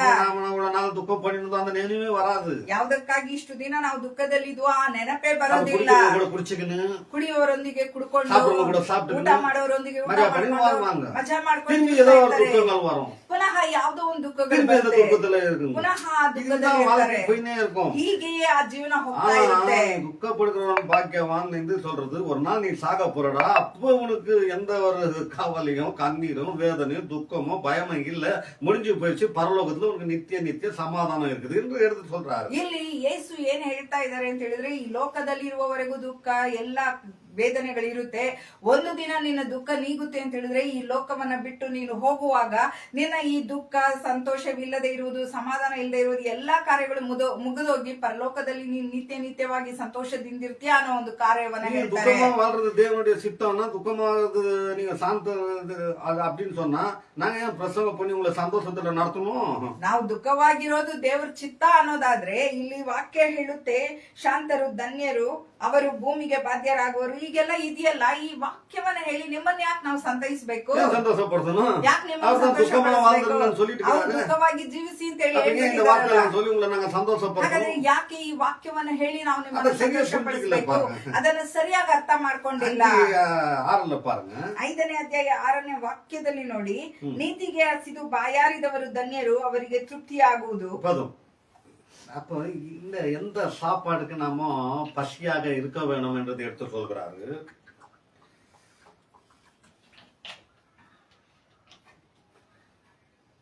ಯಾವ ಒಂದು ಆಹಾರಕ್ಕೆ ನಾವು ಹಸಿವೆಯುಳ್ಳವರಾಗಿರ್ಬೇಕು ಅನ್ನೋದನ್ನ ಇಲ್ಲಿ ಹೇಳ್ತಾರೆ. வீட்டுல செய்யற பிரியாணி வாசனைக்கு, வீட்டுல செய்யற நல்ல ருச்சி ருச்சியான அந்த வாசனையாக ஐயோ எனக்கு கொடுக்கலையே, ஐயோ எனக்கு கொடுக்கலையே, அதுக்கு காத்து கொண்டு இருக்கிறது பத்தி பேசலைங்க. ಇಲ್ಲಿ ಮನೇಲಿ ಒಂದು ಬಿರಿಯಾನಿಯನ್ನ ಮಾಡ್ತಾರೆ, ಆಹಾರ ನನಗೆ ಕೊಡ್ಲಿಲ್ಲ, ಅಯ್ಯೋ ರುಚಿ ರುಚಿಯಾಗಿದೆ ಇದು ಕೊಡ್ಲಿಲ್ಲ, ಆ ಒಂದು ಆಹಾರದ ಬಗ್ಗೆ ಏನ್ ಮಾತಾಡ್ಲಿಲ್ಲ. சாப்பிடுன்னு சொல்லாத கேட்காத போயிட்டாங்களேன்னு சொல்லி அதுக்கு நம்ம தவக்கப்படுறது இல்லை. ಇಲ್ಲಿ ಊಟ ಮಾಡ್ತಾ ಇದಾರೆ, ನೀನ್ ಊಟ ಮಾಡ್ದ ಅಂತ ಸಹ ನನ್ ಕೇಳ್ತಾ ಇಲ್ವಲ್ಲ, ಆ ಒಂದು ಕಾರ್ಯದ ಬಗ್ಗೆ ಹೇಳ್ತಾ ಇಲ್ಲ. ಅದಕ್ಕೆಲ್ಲ இங்க தவக்கப்படுறது இல்லை. ಅದಕ್ಕಾಗಿ ಇಲ್ಲಿ ತವಕ ಪಡ್ತಾ ಇಲ್ಲ. தேவனுடைய வார்த்தையில வளர, வார்த்தையை கேட்காரு, அந்த நீதிக்கு பசிய தாகமா வாழ்கிறவன் தான் தன்யன் என்று சொல்றாரு. ಈ ದೇವರ ವಾಕ್ಯದ ದಾಹ, ದೇವರ ವಾಕ್ಯವನ್ನ ಕೇಳ್ಬೇಕಲ್ಲ, ಓದ್ಬೇಕಲ್ಲ ಅನ್ನೋ ಒಂದು ದಾಹ, ಆ ಒಂದು ನೀತಿಗೆ ಹಸಿದಿರುವವರು ಧನ್ಯರು ಅಂತ காலையில ಹೇಳ್ತಾರೆ. எழுந்த உடனே ருச்சி ருச்சியா, ராத்திரி படுக்கிறவருக்கு ருச்சி ருச்சியா சாப்பிடுறவன் பாக்கியவான் கிடையாது. ಬೆಳಿಗ್ಗೆ ಎದ್ದಾಗಿಂದ ರಾತ್ರಿ ಮಲಗುವವರೆಗೂ ರುಚಿ ರುಚಿಯಾಗಿ ತಿನ್ಕೊಂಡಿರುವವನು ಧನ್ಯನು ಅಂತ காலையில ಹೇಳಿಲ್ಲ. எழுந்து தேவனுடைய வார்த்தையை கேட்கணும், தேவனுடைய வார்த்தையை ஞானித்துக்கொண்டு தேவனுடைய வார்த்தையில வளர்ந்து கொண்டிருவன் தான் பாக்கியவான். ಬೆಳಿಗ್ಗೆ ಎದ್ದ ತಕ್ಷಣ ದೇವರ ವಾಕ್ಯವನ್ನ ಕೇಳಿ, ದೇವರ ವಾಕ್ಯವನ್ನ ಧ್ಯಾನಿಸಿ, ದೇವರ ವಾಕ್ಯದಿಂದ ಜೀವಿಸುವವನೇ ಧನ್ಯನು. தான் கடவுளை பார்ப்பான். ಇಂಥವನೇ ದೇವರನ್ನ எப்படி ನೋಡ್ತಾನೆ. கடவுளை பார்க்க முடியும்? ಹೇಗೆ ದೇವರನ್ನ ನೋಡೋದಿಕ್ ಸಾಧ್ಯ? வார்த்தையில பார்க்க முடியும். ವಾಕ್ಯದಲ್ಲಿ ನೋಡೋದಿಕ್ அதான் ಸಾಧ್ಯ. ஆதியில வார்த்தை இருந்தது. ಅದಕ್ಕಾಗಿ ಆದಿಯಲ್ಲಿ அந்த ವಾಕ್ಯವಿತ್ತು. வார்த்தை தேவனாಗಿ. ಆ ವಾಕ್ಯ ದೇವರ ಬಳಿಯಲ್ಲಿತ್ತು. அந்த வார்த்தை ಆ தான் நம்ம- ವಾಕ್ಯ ದೇವರಾಗಿತ್ತು. அந்த வார்த்தையை தான் நம்ம தினந்தோறும் காலையில ಆ இருந்து மாலை வரைக்கும் ವಾಕ್ಯವನ್ನೇ ಪ್ರತಿದಿನವೂ ಬೆಳಿಗ್ಗೆಯಿಂದ ರಾತ್ರಿಯವರೆಗೂ ನಾವು எப்படி ಧ್ಯಾನಿಸ್ತೇವೆ. பாக்குறாங்களா? ಹೇಗೆ ನೋಡ್ತಾರಂತೆ? 5:8 ವಾಸಿಪು. 5:8 ನೋಡೋಣ. ಹ್ಮ್. ನಿರ್ಮಲ ಚಿತ್ತರು ಧನ್ಯರು, ಅವರು ದೇವರನ್ನು ನೋಡುವರು. ಸಮಾಧಾನ ಪಡಿಸುವವರು ಧನ್ಯರು, ಅವರ ದೇವರ ಮಕ್ಕಳು ಅನಿಸಿಕೊಳ್ಳುವವರು. யாரும் தேவர பிள்ளைகளே? ಯಾರು ದೇವರ ಮಕ್ಕಳು? தேவனை பார்க்கிறவர்கள். ದೇವರನ್ನ ನೋಡುವವರು. தேவனை யார் தினம் பார்க்கணும்? வார்த்தை ದೇವರನ್ನ யார் ಯಾರು பார்க்கணும்? ದಿನ ನೋಡ್ತಾರೋ, ದೇವರ ವಾಕ್ಯವನ್ನ ಯಾರು ಯಾರು ದಿನ receive ನೋಡ್ತಾರೋ, பண்றாரோ, ಯಾರು ರಿಸೀವ್ யார் ಮಾಡ್ತಾರೋ, ஆಜ್ಞೆகள் படி நடக்கிறார்கள்? ಯಾರು ದೇವರ ಆಜ್ಞೆಯ ಪ್ರಕಾರ ನಡೀತಾರೋ, ஆಜ್ஞೆகள் நடக்கணும் பாருங்க. ಆಜ್ಞೆಗಳ ಪ್ರಕಾರ அந்த ನಡಿಬೇಕು. 5:43 ஒரு ஆಜ್ஞೆ கொடுக்கிறார் பாருங்க. 5:43 ಒಂದು ಆಜ್ಞೆಯನ್ನ என்ன ಕೊಡ್ತಾರೆ. கொடுக்கிறாரு? ಏನ್ ಕೊಡ್ತಾರೆ? ಹ್ಮ್.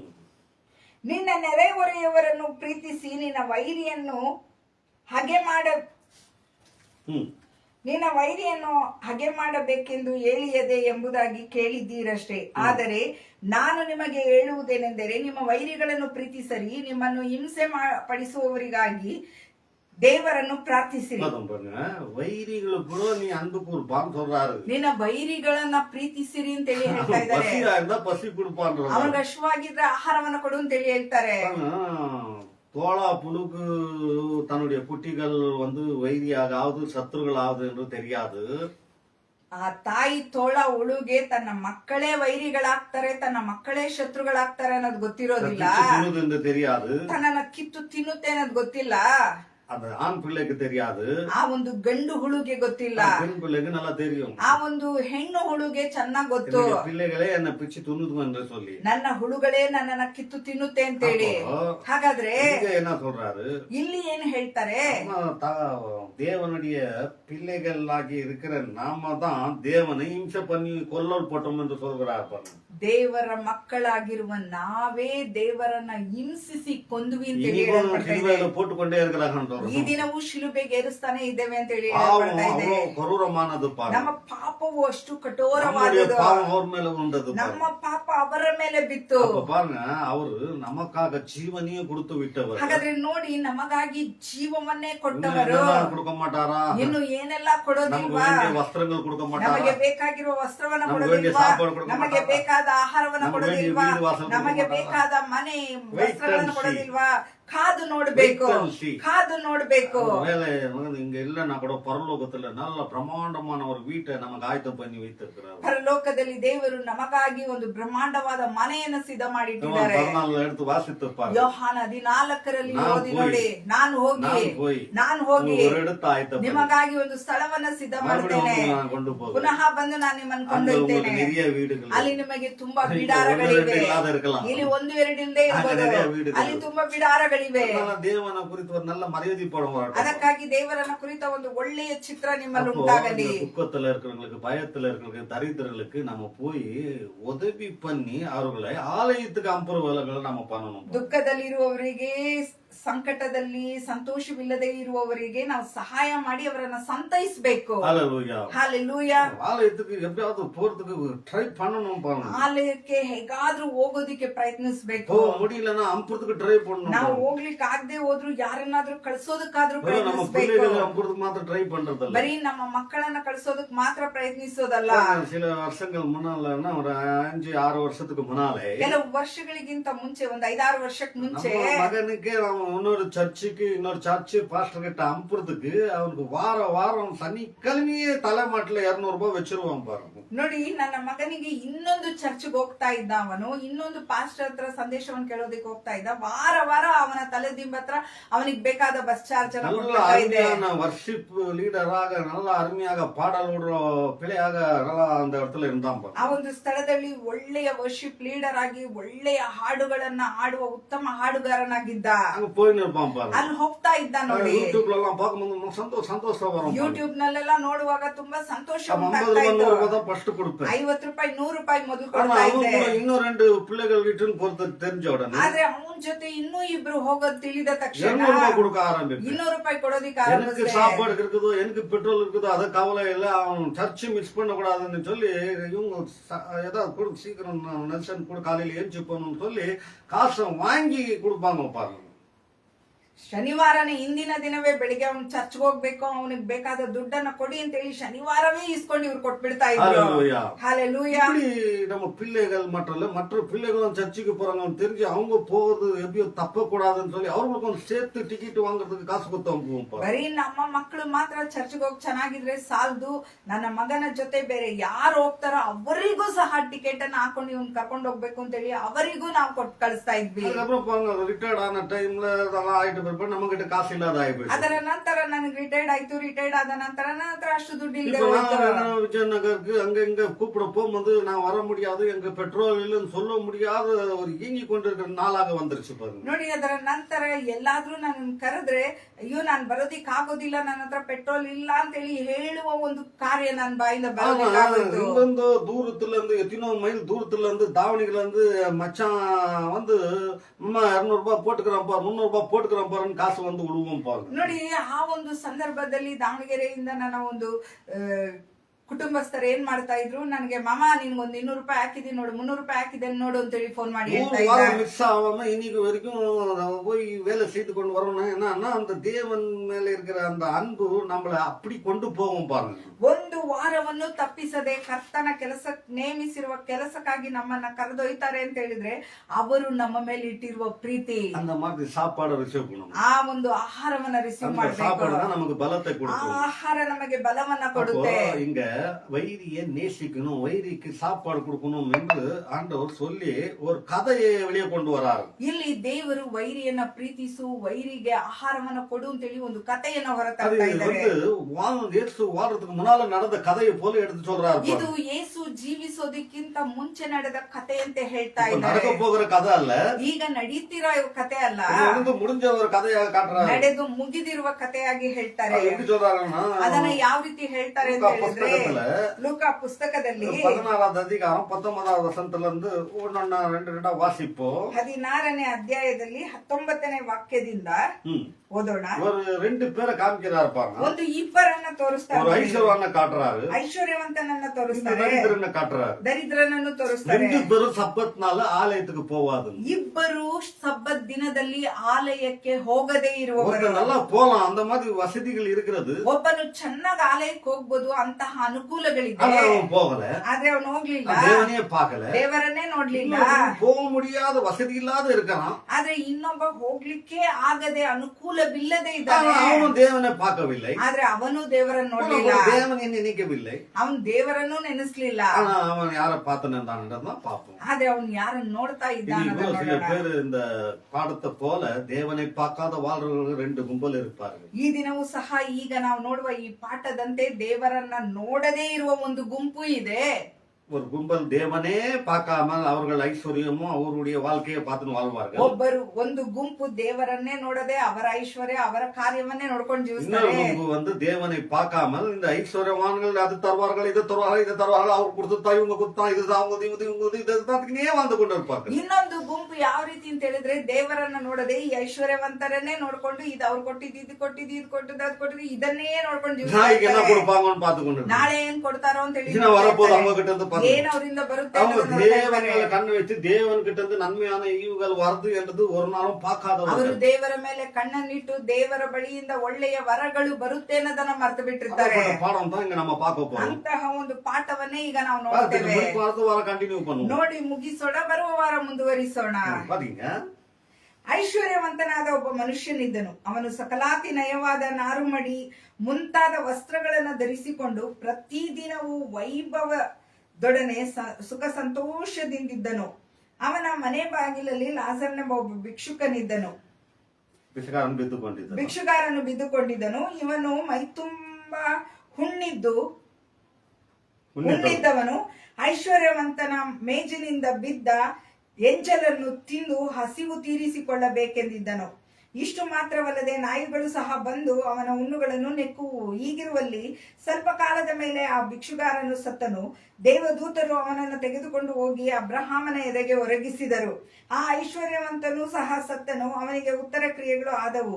ಅವನು ಪಾತಾಳದೊಳಗೆ ಯಾತನೆ ಪಡುತ್ತಾ ಇರುವಲ್ಲಿ ಕಣ್ಣೆತ್ತಿ ದೂರದಿಂದ ಅಬ್ರಹಾಮನನ್ನು ಇವನು ಎದೆಗೆ ಒರಗಿಕೊಂಡಿದ್ದ ಲಾಜರನನ್ನು ನೋಡಿ, ತಂದೆಯೇ ಅಬ್ರಹಾಮನೇ, ನನ್ನ ಮೇಲೆ ದಯವಿಟ್ಟು ಲಾಜರನನ್ನು ಕಳಿಸು. ಅವನು ತನ್ನ ತುದಿ ಬೆರಳಿನನ್ನು ನೀರಿನಲ್ಲಿ ಅದ್ದಿ ನನ್ನ ನಾಲಿಗೆಯನ್ನು ತಣ್ಣಗೆ ಮಾಡಲಿ, ಈ ಉರಿಯಲ್ಲಿ ಸಂಕಟ ಪಡುತ್ತೇನೆ ಎಂದು ಕೂಗಿ ಹೇಳಿದನು. ಆದರೆ ಅಬ್ರಹಾಮನು, ಕಂದ, ನೀನು ಆಶಿಸಿದ ಸುಖವನ್ನು ನಿನ್ನ ಜೀವಮಾನದಲ್ಲಿ ಹೊಂದಿದಿ, ಹಾಗೆಯೇ ಲಾಜರನು ಕಷ್ಟವನ್ನು ಹೊಂದಿದನು ಎಂಬುದನ್ನು ನೆನಪಿಗೆ ತಂದುಕೋ. ಈಗಲಾದರೂ ಇಲ್ಲಿ ಈತನಿಗೆ ಸಮಾಧಾನ, ಆದರೆ ನಿನಗೆ ಸಂಕಟ. ஹல்லேலூயா. பாருங்க, இயேசு ஒரு ஐஸ்வர்யவான் ஒரு மனுஷன் இருந்தான். ಇಲ್ಲಿ ಐಶ್ವರ್ಯವಂತನೆಂಬ ಒಬ್ಬ ಮನುಷ್ಯನಿದ್ದ. ಸತ್ತು போன மனுஷனை காட்டுறாரு. ಸತ್ತು ಹೋದ ಮನುಷ್ಯನನ್ನ ತೋರಿಸ್ತಾರೆ. ரொம்ப ஐஸ்வர்யவானாக வாழ்ந்தான். ಅವನು ತುಂಬಾ ಐಶ್ವರ್ಯವಂತನಾಗಿ ಜೀವಿಸ್ತಾ ಇದ್ದ. அவனுடைய வஸ்திர அலங்காரங்கள் நாறு முடி முக்கியமா நிறைய வஸ்திரங்கள் போட்டு கொண்டு இருப்பான். ಅವನು ನಾರುಮಣಿ ಮುಂತಾದ ವಸ್ತ್ರಗಳನ್ನ ಹಾಕೊಂಡಿದ್ದ. தினமும் அந்த மாதிரி வஸ்திரங்கள்ல தான் இருப்பான். தினமும் சொல்றது, பிரதி தினமும் சொல்கிறது. ಪ್ರತಿ ದಿನವೂ ಅಂತಹ ವಸ್ತ್ರಗಳನ್ನ ಅವನು ಹಾಕ್ತಾ ಇದ್ದ. ಒಂದು. ಎರಡನೇದು, ದಿನದೋறும் ವೈಭವ ಸುಖಂ ಸಂತೋಷ ಸಮಾಧಾನತೋಡ வந்துಕೊಂಡಿದ್ದಾನೆ. ಚಿನ್ನವು ಸಂತೋಷ ಸಮಾಧಾನದಿಂದ ಜೀವಿಸ್ತಾ ಇದ್ದ. ವೈಭವಂ ಏನದು ವೈಭವ? ஆடல் பாடல் கொண்டாட்டம் டான்ஸ் கூத்து கும்மாளம் சாப்பாடு பழம் அது இது நல்லா சாப்பிட்டு கொண்டு எந்த குறை இல்லாமல் வாழ்ந்து கொண்டிருந்தான். ದಿನಾಲು ಕುಡಿತ ಚೆನ್ನಾಗಿ ಆಹಾರ, ಹಾಡು, டான்ஸ் ಈ ರೀತಿಯಾಗಿ ವೈಭವದಿಂದ ಜೀವಿಸ್ತಾ ಇದ್ದ. ಸಬ್ಬತ್ ನಾள் என்பது ಅವನ ನೆನಪುಗಳು வரவில்லை. ಅವನ ನೆನಪಿನಲ್ಲಿ ಸಬ್ಬತ್ ದಿನ ಅನ್ನೋದು ಬರಲೇ ಇಲ್ಲ. ಯಾತ್ರಾಗಮ ಪುಸ್ತಕದ 26:8-9 ಜ್ಞಾಪಕಂ ಪರ್ತಿಕೊಳ್ಳವಿಲ್ಲ. ವಿಮೋಚನಾ ಕಾಂಡ 20ನೇ ಅಧ್ಯಾಯ 8-9 ವಾಕ್ಯಗಳನ್ನ ನೆನಪಿಗೆ ತರಲಿಲ್ಲ. ದೇವರ ಕಟ್ಟಳೆ, ಇದು ದೇವರ ಆಜ್ಞೆ, ಇದು ದೇವರ ನಿಯಮ. ಸಬ್ಬತ್ ನಾಳ ಎನ್ನುடைய ನಾಳ எடுத்துக்கொள்ளக்கூடாது. ಸಬ್ಬತ್ ದಿನವನ್ನ ನಮ್ಮ ದಿನ ಅಂತೇಳಿ ನಾವು ತೆಗೆದುಕೊಳ್ಬಾರ್ದು. ಆಂಡವರು ಐಶ್ವರ್ಯತೆ ವಿರುಂಬುகிறார். ದೇವರು ನಮ್ಮ ಐಶ್ವರ್ಯವನ್ನ ಇಷ್ಟಪಡ್ತಾರೆ, ನಿಮ್ಮ ಸಂತೋಷವನ್ನ ಇಷ್ಟಪಡ್ತಾರೆ. ನೀವು ಚೆನ್ನಾಗಿ ಊಟ ಮಾಡಿ, ಚೆನ್ನಾಗಿ ಹಾಡು ವರ್ಷದಿಂದಿರಿ. 6 ದಿನ. அந்த 7வது நாள்ல அந்த சந்தோஷம் சமாதானம் அதெல்லாம் விட்டுட்டு தேவன் கிட்ட மறுபடியும் இந்த சந்தோஷம் சமாதானத்தோட நல்லா வாழ்றதுக்காக தேவன் சமூகத்துல ஓடிவா என்று சொல்றாரு. ಈ ಒಂದು 6 ದಿನ ನೀನ್ ಸಂತೋಷ ಸಮಾಧಾನದಿಂದ ಹರ್ಷ ಉಲ್ಲಾಸದಿಂದ ಇರೋದಕ್ಕಾಗಿ 7ನೇ ದಿನ ನೀನ್ ದೇವರ ಸಮ್ಮುಖಕ್ಕೆ ಓಡ್ ಬಂದ್ಬಿಡು. ಆ ರೀತಿ ಓಡ್ ಬಂದಾಗ ಮಿಕ್ಕ 6 ದಿನ ನೀನ್ ಸಂತೋಷದಿಂದ ಇರೋದಕ್ಕಾಗಿ. சந்தோஷம் வைபவம் எல்லாம் ஒரு நாள் அழிந்து நாசமாய் குப்பை தொட்டியை போல நாரி விடுவ நீ, துக்கத்துக்குள்ள போய் சேர்ந்துடுவ நீ எச்சரிக்கை கொடுக்குற. ಇಲ್ಲ ಅಂತ ಹೇಳಿದ್ರೆ ನಿನ್ನ ಸಂತೋಷ ಸಮಾಧಾನ ಎಲ್ಲ ಕಳ್ಕೊಂಡು ನಿನ್ನ ಐಶ್ವರ್ಯ ಎಲ್ಲ ಕಳೆದೋಗಿ ನೀನು ದುಃಖದಲ್ಲಿ ಹೋಗ್ತೀಯ ಅಂತ ಹೇಳಿ ಹೇಳ್ತಾರೆ. Hallelujah. Hallelujah. ஆனா அதே இடத்துல வீட்டு வாசல் படியில இந்த ஐஸ்வர்யவானுடைய டேபிள் மேல் வந்து கிடைக்கிற எச்ச சாப்பாடு கிடைக்குதா என்று முதல் வந்து பாத்துக்கணும் உட்காரலாம. ಈ ಲಾಜರನು ಐಶ್ವರ್ಯವಂತನ ಮೇಜಿನಿಂದ ಬೀಳುವ ಒಂದು ಎಂಜಲು ತುಣಿಕೆಗಳು ತನಗೆ ಸಿಗುತ್ತಾ ಅಂತೇಳಿ ನೋಡ್ಕೊಂಡು ಮೊದಲು ಕೂತಿರ್ಲಿಲ್ಲ. அவன் வந்து நம்பிக்கை என்னன்னா எங்க போய் உக்காந்தா எனக்கு நல்ல சாப்பாடு கிடைக்கும் என்று கூட்டு புத்தியில போயிட்டான் பாருங்க. ಅವನೊಂದು ನಂಬಿಕೆ, ಅವನೊಂದು ಕೆಟ್ಟ ಬುದ್ಧಿ ಏನು ಅಂತ ಹೇಳಿದ್ರೆ ಎಲ್ಲೋ ಕೂತ್ಕೊಂಡ್ರೆ ನಂಗೆ ಆಹಾರ ಸಿಗ್ಬೋದು ಅಂತ ಹೇಳಿ. அப்போஸ்தலர் புஸ்தகத்துல 3வது அதிகாரம் நீங்க எடுத்து வாசித்து பாருங்க. ಅಪೊಸ್ತಲರ ಕೃತ್ಯಗಳು ಪುಸ್ತಕದಲ್ಲಿ 3ನೇ ಅಧ್ಯಾಯವನ್ನ ಓದಿ ನೋಡಿ. ஒரு குருடு ஒரு குண்டன் பிச்சைக்காரனையும் ஒரு குருடன் பிச்சைக்காரனையும் இல்ல வேற பிச்சைக்காரங்களை எல்லாம் வேற அவங்க தூக்கின்னு வந்து அவன் எங்க விரும்புறானோ என்ன எங்க உட்கார சொல்றானோ அந்த இடத்துல உட்கார வச்சுட்டு போயிடுவாங்க பாருங்க. ಅನೇಕ ಕುಂಟರು, ಕುರುಡರು, ವ್ಯಾಧಿಯಸ್ಥರು, ಮೈಯಲ್ಲಿ ಸ್ವಸ್ಥತೆ ಇಲ್ಲದೆ ಇರುವವರು ಎಲ್ಲಿ ಕೂತ್ಕೋಬೇಕು ಅಂತ ಹೇಳ್ತಾರೋ ಅಲ್ಲಿ ತಂದು ಕೂರಿಸ್ಬಿಟ್ಟು ಹೋಗ್ಬಿಡ್ತಾ ಇದ್ರು. அவங்க வெளியே அதுதான் பாருங்க. ಅವರ ಕೆಲಸವೇ ಅದು. சில பேர் உதவி பண்றேன்னு சொல்லுவாங்க, ಕೆಲವರು ಸಹಾಯ ಮಾಡ್ತೇನೆ ಅಂತ ಹೇಳಿ ಹೇಳ್ತಾರೆ. அப்பா உன்னை எங்க விட்டணும்னு சொல்லி அங்க விட்டுட்டு போறேன்னு சொல்லி நம்ம கொண்டு போய் அந்த இடத்துல இறங்கிக்கோன்னு விட்டுட்டு போயிடுறோம் இல்லையா. ಬಾಪ ನಿನ್ಗೆ ಸಹಾಯ ಮಾಡ್ತೇನೆ, ನೀನ್ ಎಲ್ಲಿ ಬಿಡ್ಬೇಕು ಅಂತ ಹೇಳ್ಬಿಟ್ಟು ಅವ್ರು ಯಾವ ಒಂದ್ ಸ್ಥಳ ಹೇಳ್ತಾರೋ ಆ ಒಂದು ಸ್ಥಳದಲ್ಲಿ ನಾವು ಅವ್ರನ್ನ ಬಿಟ್ಬಿಟ್ಟು ಹೋಗ್ತೇವಲ್ವಾ. அப்படிதான் போறவா அங்க இருக்கிறன்னு விட்டுட்டு போயிடுறோம் இல்லையா. ಆ ಕಡೆನೆ ಹೋಗ್ತಾ ಇದ್ದೇನೆ, ಬಾ ಅಲ್ಲಿ ನಿನ್ನ ಬಿಟ್ಬಿಟ್ಟು ಹೋಗ್ತೇನೆ ಅಂತ ಹೇಳಿ அப்படியே ಹೇಳ್ತೇವಲ್ವಾ. இந்த பிச்சைக்காரங்களே சில பிச்சைக்காரங்க என்ன பண்ணுவாங்களாம், அவன் பாவம் நம்ம நான் எப்படின்னா பிச்சை எடுத்துறோம் என்னால எடுக்க முடியாதுன்னு அவனை தூக்கின்னு போய் அவன் எங்க விரும்புகிறானோ உனக்கு எங்கப்பா இஷ்டம் இருக்குதோ அங்க உட்கார வச்சுட்டு போயிடுவாங்களாம் பாருங்க. ಅನೇಕ ಭಿಕ್ಷುಕರು ಏನ್ ಮಾಡ್ತಾ ಇದ್ರು, ಅಯ್ಯೋ ನಾವಾದ್ರೂ ಚೆನ್ನಾಗಿದ್ದೇವೆ, ನಾವ್ ಹೇಗೋ ಭಿಕ್ಷೆ ಬೇಡಿ ತಿನ್ಬಿಡ್ಬೋದು, ಇವನ್ ತುಂಬಾ ಅಸಾಧ್ಯನಾಗಿದ್ದಾನೆ ಅಂತ ಹೇಳ್ಬಿಟ್ಟು ಇವನನ್ನ ಕರ್ಕೊಂಡೋಗಿ ಅವನೆಲ್ಲಿ ಇಷ್ಟ ಪಡ್ತಾನ ಆ ಒಂದು ಸ್ಥಳದಲ್ಲಿ ಕುಳ್ಳಿರಿಸ್ಬಿಟ್ಟು இவங்க ಹೋಗ್ತಾ ಇದ್ರು. இஷ்டப்படுறானா ಇವನೆಲ್ಲಿ ಇಷ್ಟ ಪಡ್ತಾನಂತೆ. அப்போஸ்தலர் புத்தகம் 3வது அதிகாரம். ಅಪೊಸ್ತಲರ ಕೃತ್ಯಗಳು 3ನೇ ಅಧ್ಯಾಯ. அதனாலதான் ஏமாந்து போயிடாதீங்க. ಆದ್ದರಿಂದಲೇ ಏಮಾರು ಬಿಡ್ಬೇಡಿ. ஏமாந்துதான் கடைசியில ஒண்ணுமே இல்லாத ஒரு ಸ್ಥಿತಿயில போய் மாட்டிக்கிறது. ಏಮಾರು ಬಿಟ್ರೆ ಕಡೆಯಲ್ಲಿ ಏನೂ ಇಲ್ಲದ ಸ್ಥಿತಿಗೆ அந்த ಬಂದ್ಬಿಡ್ಬೇಕಾಗತ್ತೆ. அனுபவம் நமக்கு ஆயிருந்தா தப்பிச்சிடுவோம். ಆ ಅನುಭವ ನಮಗಾಗಿದ್ರೆ ஏன்னா ತಪ್ಪಿಸ್ಕೊಂಡ್ಬಿಡ್ತೇವೆ. நம்ம எதை பார்த்து வாழணும்ன்ற அந்த அறிவு நமக்குள்ள வந்துடணும். ಯಾವುದನ್ನ ನೋಡಿ ನಾವು ಜೀವಿಸ್ಬೇಕು ಅನ್ನೋ ಒಂದು ತಿಳುವಳಿಕೆ ನಮಗ್ யாரையும் நம்பி ಬರ್ಬೇಕು. வாழக்கூடாது. ಯಾರನ್ನು ನಂಬಿ யாரையும் ಜೀವಿಸಬಾರದು. பார்த்து வாழக்கூடாது. ಯಾರನ್ನು ನೋಡಿ யாரையும் ಜೀವಿಸಬಾರದು. நீங்க இவங்க கொடுப்பாங்க ಯಾರ ಬಳಿಯೂ ಕೈ ನೀಡಿ ಇವ್ರು ಕೊಡ್ತಾರೆ ಅವ್ರು நம்ம ಕೊಡ್ತಾರೆ கொடுக்கிற ಅಂತ பிள்ளைகளா ಜೀವಿಸಬಾರದು. வாழணும். ನಾವು ಕೊಡುವ ಮಕ್ಕಳಾಗಿರ್ಬೇಕು. அப்படிதான் நம்மள வாழ வைப்பார். ಹಾಗೆಯೇ ನಮ್ಮನ್ನ அதான் ಜೀವಿಸುವಂತೆ இந்த வருஷம் ಮಾಡ್ತಾರೆ. ಪ್ರಾಮಿಸ್ நமக்கு. ಅದುವೇ ಈ ವರ್ಷದ ವಾಗ್ದಾನ ನಮಗೆ. அவர் சொன்னதை நிறைவேற்ற விட மாட்டார். ಅವರು ಹೇಳಿದ್ದನ್ನ ನೆರವೇರಿಸದೆ ಬಿಡೋದಿಲ್ಲ. 2 வாசிங்க 3:2. 3ರಲ್ಲಿ 2ನೇ ವಾಕ್ಯವನ್ನ ನೋಡೋಣ. ಒಬ್ಬ ಮನುಷ್ಯನನ್ನು ಯಾರೋ ಹೊತ್ತುಕೊಂಡು ಬಂದರು. ಗುಂಟನಾಗಿದ್ದಾನೆ ಪಾರ್ಗ. ಒಂದಾನೊಂದು ದಿವಸ ಪೇತ್ರ ಯೋಹಾನರು ಮಧ್ಯಾಹ್ನದ ಮೇಲೆ 3 ಗಂಟೆಗೆ ನಡೆಯತಕ್ಕ ಪ್ರಾರ್ಥನೆಗಾಗಿ ದೇವಾಲಯಕ್ಕೆ ಹೋಗುತ್ತಿರಲು ಹುಟ್ಟುಕುಂಟನಾಗಿದ್ದ ಒಬ್ಬ ಮನುಷ್ಯನನ್ನು ಯಾರೋ ಹೊತ್ತುಕೊಂಡು ಬಂದರು. ದೇವಾಲಯದೊಳಕ್ಕೆ ಹೋಗುವುದರಿಂದ ಭಿಕ್ಷೆ ಬೇಡುವುದಕ್ಕಾಗಿ ಅವನನ್ನು ದೇವಾಲಯದ ಸುಂದರ ದ್ವಾರವೆಂಬ ಬಾಗಿಲಿನಲ್ಲಿ ದಿನಾಲೂ ಕುಳ್ಳಿರಿಸುತ್ತಿದ್ದರು. ಯಾವ ಬಾಗಿಲಲ್ಲಿ?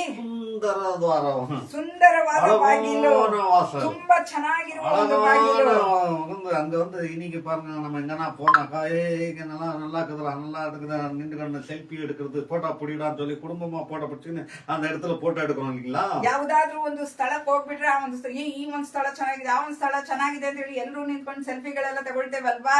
நின்றுக்கிற சொன்னா இந்த இடத்துல நின்றுக்கடா இந்த இடத்துல அந்த கத்துக்கிட்டோம் போதும் இந்த கத்துக்கிட்டோம் ஓ அந்த கதுவா நிறைய போட்டோங்கெல்லாம் பிடிச்சுக்கணும்னு சொல்லி அது அடையாளமா இருக்கும் பாருங்க. ಅನೇಕ ಸ್ಥಳಗಳು ನೋಡುವಾಗ ಈ ಒಂದು ಗಿಡದ ಹತ್ರ ಬಾ, ಆ ಒಂದು ಕಂಬದ ಹತ್ರ ಬಾ, ಹೀಗೆ ಹೀಗೆ ಇಲ್ಲಿ ತಗೊಳ್ಳೋಣ, ಇಲ್ಲಿ ಆ ಒಂದು ಗುರುತಿಗಾಗಿ ನಾವು ಫೋಟೋ ಇಟ್ಕೊಳ್ತೇವಲ್ವಾ. ಅದೇ ರೀತಿ இந்த அழகான வாசல்கள்ல நிறைய ஜனங்கள் வருவாங்க. இந்த அழகான வாசல்ல ஜனங்க வர்றதுனால இவங்க எனக்கு நிறைய பிச்சை போடுவாங்க ஆனா சொல்லி இவன் அந்த இடத்த தேர்ந்தெடுத்துன்னு உக்காரான் தவிர இந்த சுந்தரமான துவாரத்துல இருந்து உள்ள போய் தேவனை ஆராதிக்கணும்னு ஒருபோதும் நினைக்கவே ಈ இல்லை. ಒಂದು ಸುಂದರ ದ್ವಾರವನ್ನ ಈ ಒಂದು ಭಿಕ್ಷುಕ ಯಾಕೆ ಆರಿಸ್ಕೊಳ್ತಾನೆ ಅಂತ ಹೇಳಿದ್ರೆ, ಆ ಸುಂದರ ದ್ವಾರದಲ್ಲಿ ಅನೇಕ ಶ್ರೀಮಂತರುಗಳೆಲ್ಲ ಓಡಾಡ್ತಾ ಇರ್ತಾರೆ. ಅವ್ರ ಮುಖಾಂತರ ತನ್ಗೇನಾದ್ರೂ ದೊರಕಬಹುದು ಅಂತ ಹೇಳಿ ಅವನ ಅಲ್ಲಿ ಕೂತ್ಕೊಳ್ತಾನೆ ಹೊರತು ಈ ಸುಂದರ ದ್ವಾರದ ಮುಖಾಂತರ ನಾನ್ ದೇವಾಲಯಕ್ಕೆ ಹೋಗ್ಬೋದು, ದೇವರನ್ನ ಆರಾಧಿಸಬಹುದು, ದೇವರ ವಾಕ್ಯವನ್ನು ಕೇಳ್ಬೋದು ಅಂತ ಹೇಳಿ ಅವ್ನು ನೆನೆಸ್ಲೇ ಇಲ್ಲ. ದೇವರಿಗೆ ಸ್ತೋತ್ರ. அவன் வந்து அவங்க பிச்சை கொடுக்கல அந்த வழியில வந்து இங்க ரொம்ப நாளா உட்காந்துக்கிறான் இவனை யாரும் உள்ள இட்டுன்னு போய் தேவனை ஆராதிக்க வைக்கல துதிக்க வைக்கலன்னு அவங்க காலுகளை வர வச்சு உள்ள இட்டுன்னு போய் தேவனை ಆದ್ರೆ ஆராதித்து ದೇವರಿಗೆ ಸ್ತೋತ್ರ. ಪೇತ್ರ ಯೋಹಾನರು ಆ ಒಂದು ಸ್ಥಳಕ್ ಬಂದ್ಬಿಟ್ಟು ಇವನ್ ತುಂಬಾ ವರ್ಷದಿಂದ ಇಲ್ಲಿ ಕೂತ್ಕೊಂಡು ಭಿಕ್ಷೆ ಬೇಡ್ತಾ ಇದ್ದಾನೆ, ಇವನನ್ನ ಅದ್ಭುತ ಮಾಡಿ ಇವನನ್ನ ನಡೆಯುವಂತೆ ಮಾಡಿ ಆಲಯ ಕಳಿಸ್ಬೇಕು ಅಂತ ಹೇಳಿ ಅದ್ಭುತವನ್ನ ಮಾಡ್ತಾರೆ. ಒಳಗಡೆ ಕರ್ಕೊಂಡು ಒಳಗಡೆ ಬಂದ ಅವನ್ ದೇವರನ್ನ ಕೊಂಡಾಡ್ತಾನೆ.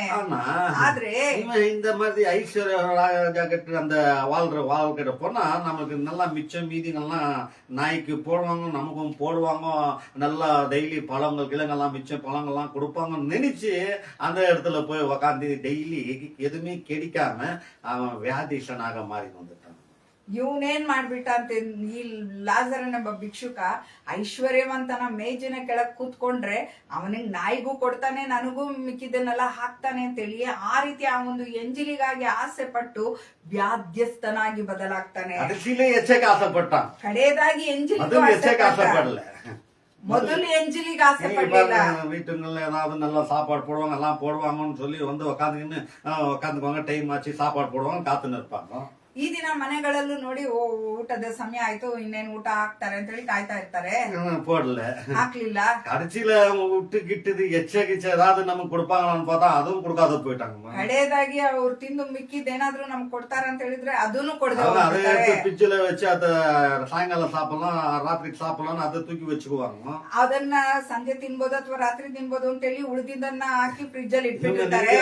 அந்த எச்ச சாப்பாடு கூட கிடைக்காத போயிடுச்சு. ಇವ್ರು ಅನ್ಕೊಳ್ಳೋ ಹಾಗೆ ಅವ್ರು ಬಿಟ್ಟಿರೋ ಎಂಜಿಲ್ ಊಟನೂ ಸಿಗದೆ ಹೋಯ್ತು. இவன் என்ன பண்றான், முதல்ல ஏதாவது கிடைக்கும் பிரயத்னம் கொடுப்பாங்க, போடாங்க வாசல்ல ஒருத்தர் பிச்சைக்கார இருக்கான், அவன் கொஞ்சம் பழங்க கொடுத்துட்டு வா, கொஞ்சம் சாப்பாடு கொடுத்துட்டு வா, கொடுப்பாங்கன்னு நினைச்சு போய் அங்க உட்காந்து சில நாள அந்த ஒன்னும் கொடுக்காத காஞ்சி போயின்னு வந்துட்டான்.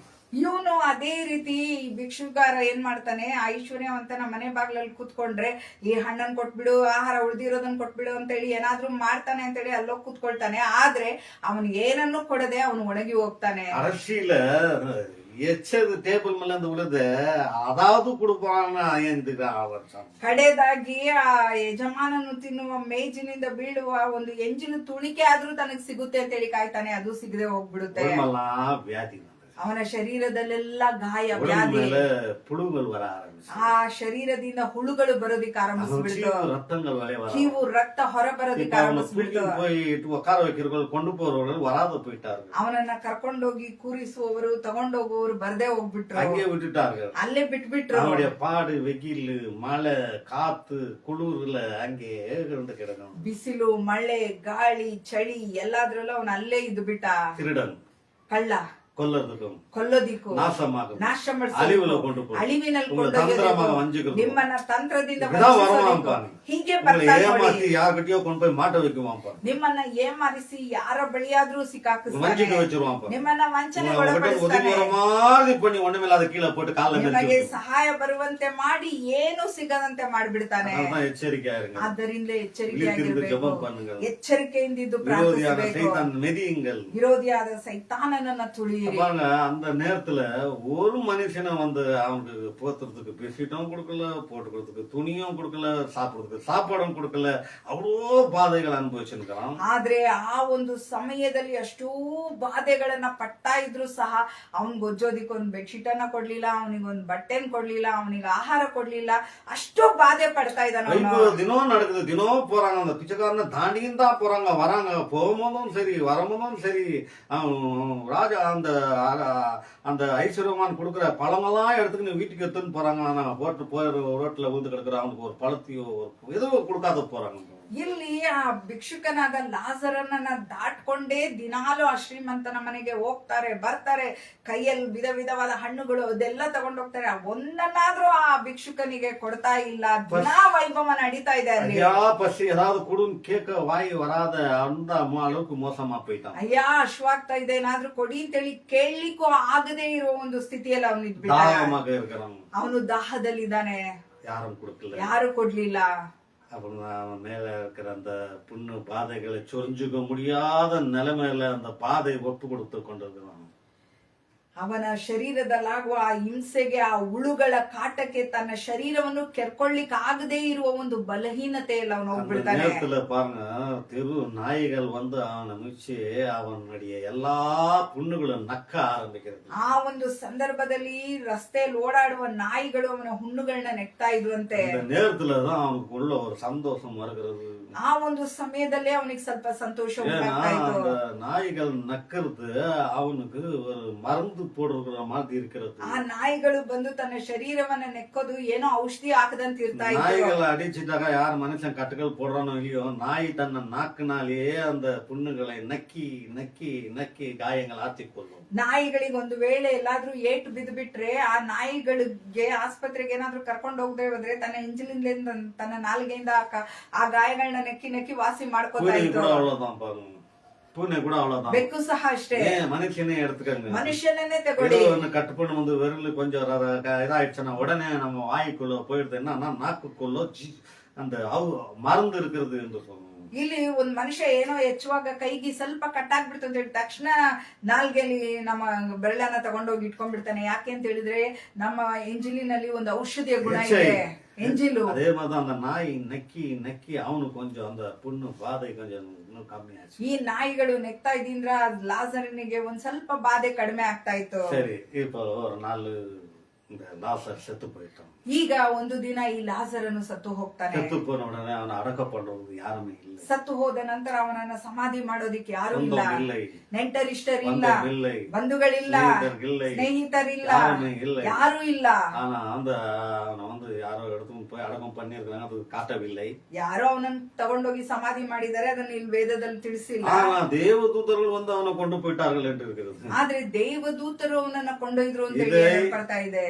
இதை ಯಾವ್ದನ್ನ? அவன் ஆவியை ಅವನ ಆತ್ಮನನ್ನ அவனை கொண்டு போய் ஆபிரகாமுடைய மடியில வச்சுட்டாங்க. ಅವನ ಆತ್ಮವನ್ನ ಕೊಂಡೊಯ್ದು ಅಬ್ರಾಹ್ಮನ ಮಡಿಲಿನಲ್ಲಿ சில ಇಟ್ರು. நாளுக்கு அப்புறம் இவன் வந்து குடிச்சு கிடிச்சு பெண்கள் சவாசம் எல்லாம் பண்ணி ஆடம்பரமா இவனும் உடல் நிலை சரியில்லாமல் இவனும் பாதிக்கப்பட்டு இவனும் செத்து போனான் பாருங்க. ಒಂದು ದಿನ ಈ ಶ್ರೀಮಂತನು ಸಹ ಬಾಧೆಗೊಳಗಾಗಿ ಸತ್ತು ಹೋಗ್ತಾನೆ. அவனுக்கு ஆடம்பரமான உத்தர கிரியைகள்லாம் நடக்கிறது. ಅವನಿಗೆ ಆಡಂಬರವಾದ ಉತ್ತರ ಕ್ರಿಯೆಗಳು ನಡೆಯುತ್ತೆ. ஒருத்தன் சாவு எடுக்கிறது எப்படிடா எடுக்க முடியலையே, யாரும் இல்லையேன்னு கஷ்டப்படுறான்.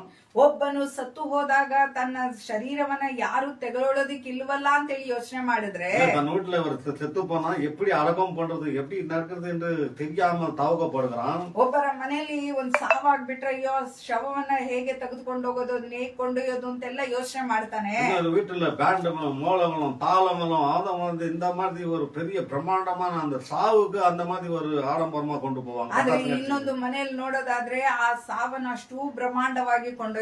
இங்க அதுதான் பார்க்கலாம். ಇಲ್ಲಿ ಅದನ್ನೇ ನೋಡಬಹುದು. வைபவத்தோட அதுவும் நடக்கிறது. ಇಲ್ಲಿ ವೈಭವದೊಂದಿಗೆ ಅದು ನಡೆಯುತ್ತೆ. அவனை யார் தூக்கின்னு போனதா? ಆದ್ರೆ ಅವನನ್ನ ಯಾರು ತಗೊಂಡೋಗಿದ್ದಂತೆ?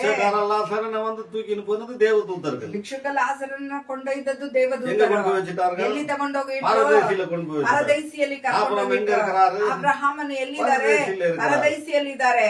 இப்போ ಈಗ இந்த ஐஸ்வர்யவான் செத்த எங்க போனோம்? ಇಲ್ಲಿ ಈ ಐಶ್ವರ್ಯವಂತನು ಸತ್ರೆ ಎಲ್ಲೋಗ್ಬೇಕು? யாத்தனை படுற இடத்துக்கு போனோம். ಯಾತನೆ ಪಡುವ ಸ್ಥಳ, கடினமான இடம். ಕಠಿಣವಾದ ಸ್ಥಳ.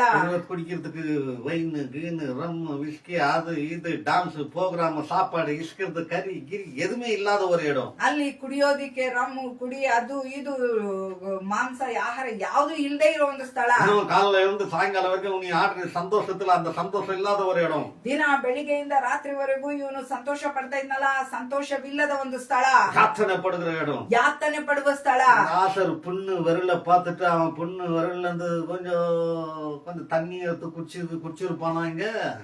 ಒಂದು ವೇಳೆ ಲಾಜರನು ಜೀವಂತವಿದ್ದಾಗ ಅವನ ಕೈಯಿಂದ ಒಂದು ಸ್ವಲ್ಪ ನೀರಾದ್ರೂ ಈಸ್ಕೊಂಡು ಕುಡಿತಾ ಇದ್ದ. அங்க இருக்கிற லாசரை பார்த்துட்டு அவனை அமிச்சு ஒரு துதி விரல்ல இந்த சுண்டு விரல்ல கொஞ்சம் ஒரே ஒரு தொட்டு தண்ணிய நாக்கல போட சொல்லுன்னு அப்புறம் ಆದ್ರೆ ಇಲ್ಲಿ ಅವನು ಸತ್ತ ನಂತರ ಯಾತನೆ ಪಡುವ ಸ್ಥಳದಿಂದ ಅಬ್ರಹಾಮನಿಗೆ ಮನವಿ ಮಾಡ್ತಾನೆ, ಲಾಜರನ್ನ ಕಳಿಸಿ ಅವನ ತುದಿ ಬೆರಳಿಂದ ಅದ್ದಿ ಒಂದು ತೊಟ್ಟು ನೀರ್ ನನಗೆ ಕೊಡೋದಿಕ್ಕೆ ಹೇಳು ಅಂತ ಹೇಳಿ. உத்தரவு வந்துருச்சு. ಅಲ್ಲಿಂದ ಉತ್ತರ ಬಂತು. உலகத்துல நீங்க எடுக்கிற தீர்மானம், ಭೂಲೋಕದಲ್ಲಿ ನೀವು ತೆಗೆದುಕೊಳ್ಳುವ நீங்க ತೀರ್ಮಾನ, வாழும்போது எடுக்கிற ನೀವು தீர்மானம், ಬದುಕುವಾಗ ತೆಗೆದುಕೊಳ್ಳುವ ஏழைகளுக்கு ತೀರ್ಮಾನ, உதவி செய்யுங்க, ಬಡವರಿಗೆ ಸಹಾಯ ಮಾಡಿ, போத்திக்கு இல்லாதவங்களுக்கு போத்திக்க கொடுங்க, ಹೊದ್ಕೊಳ್ಳೋದಿಕ್ಕಿಲ್ದೆ ಇರುವವರಿಗೆ ಹೊದಿಕೆಯನ್ನು சாப்பாடு ಕೊಡಿ, இல்லாதவங்களுக்கு சாப்பாடு ಆಹಾರ கொடுங்க. ಇಲ್ಲದೆ ಇರುವವರಿಗೆ ಆಹಾರವನ್ನು 2-3 ಕೊಡಿ. வசனத்தை பார்த்து முடிச்சிருவோம். ಇನ್ನೊಂದೆರಡು ಮೂರು ವಾಕ್ಯವನ್ನ ನೋಡಿ யோபு ಮುಗಿಸೋಣ. 22:7 வாசிப்போம். ಯೋಬು 22:7 ಓದೋಣ. ஆமா, யோபு புஸ்தகத்துல சில வசனங்கள் கிடைக்கிறதா, ಯೋಬು ಪುಸ್ತಕದಲ್ಲಿ ಕೆಲವು ವಾಕ್ಯಗಳು ಸಿಗುತ್ತಾ, அதுக்காக யோபு புத்தகத்தை பாருங்க. ಅದಕ್ಕಾಗಿ ಯೋಬುವಿನ ಪುಸ್ತಕವನ್ನು யோபுடைய ನೋಡಿ. பாடு கொட்டாங்கச்சில சொரிஞ்சுக்குது, அதை பாக்குறதுக்கಲ್ಲ இது யோபு புத்தகம். ಯೋಬುವಿನ ಪುಸ್ತಕದಲ್ಲಿ ಯೋಬುವಿನ ಗಾಯ, ಅವನು ಆ ಒಂದು ಚಿಪ್ಪಿನಿಂದ ಕೆರ್ಕೊಂಡಿದ್ದ ಅದನ್ನೆಲ್ಲ ನೋಡೋದು. 22:7 22:7 ಬಳಲಿದವನಿಗೆ ನೀರು ಕೊಡದೆ, யோபுல 22:7 ಯೋಬು 22:7 7 ಬಳಲಿದವನಿಗೆ ನೀರು ಕೊಡದೆ ಹಸಿದವನಿಗೆ ಅನ್ನವಿಕ್ಕದೆ ಹೋಗಿದ್ದಿ, ಬಲಿಷ್ಠನಾದರೆ ದೇಶವೇ ಅವನದು. போதும். ஒரு 6ல வாசிங்க. 6ರಿಂದ ಓದೋಣ. ನೋಡು, ನಿನ್ನ ಸಹೋದರನಿಂದ ಸುಮ್ಮನೆ ಒತ್ತೆಗಳನ್ನು ತೆಗೆದುಕೊಂಡಿದ್ದಿ, ಬೆತ್ತಲೆಯಾದವನ ಬಟ್ಟೆಯನ್ನು ಸೆಳಕೊಂಡಿದ್ದಿ, ಬಳಲಿದವನಿಗೆ ನೀರು ಕೊಡದೆ ಹಸಿದವನಿಗೆ ಅನ್ನವಿಕ್ಕದೆ ಹೋಗಿದ್ದಿ. பலவிதவனுக்கு தாகமா இருக்கவனுக்கு நீ தண்ணி கொடுக்காம, பசியில இருக்கிறவனுக்கு நீ சாப்பாடு கொடுக்காத பூனியின் லிஸ்ட்ல இந்த ஐஸ்வர்யவான் வந்து சேர்றான் பாருங்க. ಬಳಲಿದವರಿಗೆ ಇಲ್ಲಿ ನೀರ್ ಕೊಡದೆ ಹಸಿದವನಿಗೆ ಅನ್ನವಿಕ್ಕದೆ ಇದ್ದೆ ಅಂತೇಳಿ ಈ ಐಶ್ವರ್ಯವಂತನು ಆ ಒಂದು ಲಿಸ್ಟ್ ಅಲ್ಲಿ ಬರ್ತಾನೆ. ஹல்லேலூயா. ಹಲ್ಲೆಲೂಯಾ. நீதிமொழிகள் 25:21. ಜ್ಞಾನೋಕ್ತಿಗಳು 25:21.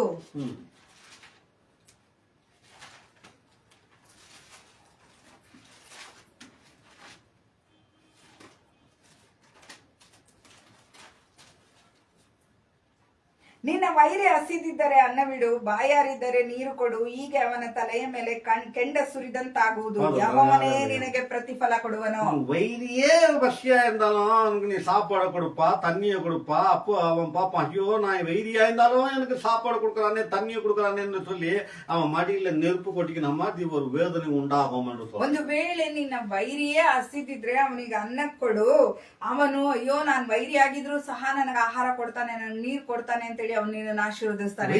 சொல்லி பார்த்து சும்மா இருந்துடக்கூடாது. ವೈರಿ ಅಂತೇಳಿ ನೋಡಿ ಸುಮ್ನೆ ಇದ್ಬಿಡಬಾರ್ದು. ವೈರಿ வந்து நம்ம கிட்ட கேட்கும் போது தேவனுடைய வார்த்தை எடுத்து சொல்லணும். ವೈರಿ ನಮ್ಮ ಬಳಿ ಬಂದಾಗ ಅವನ ಹತ್ರ ವೈರಿ ಅಂತೇಳಿ ಬಿಟ್ಟು ಬಿಡದೆ ಅವನಿಗೆ ದೇವರ ವಾಕ್ಯವನ್ನ ಹೇಳ್ಬೇಕು. வந்தா அவனுக்கு சாப்பாடு போட்டு அனுப்புங்க. ಅವನು ದಾಹ ಉಳ್ಳವನಾಗಿದ್ರೆ ಅವನಿಗೆ ನೀರು ಕೊಟ್ಟು ಆಹಾರವನ್ನ ಕೊಟ್ಟು ಕಳಿಸಿ சொல்லி அனுப்புறாரு பாருங்க. ಹೇಳಿ ಕಳಿಸ್ತಾರ ನೋಡಿ. 58:7 ಯೆಶಾಯ 58:7.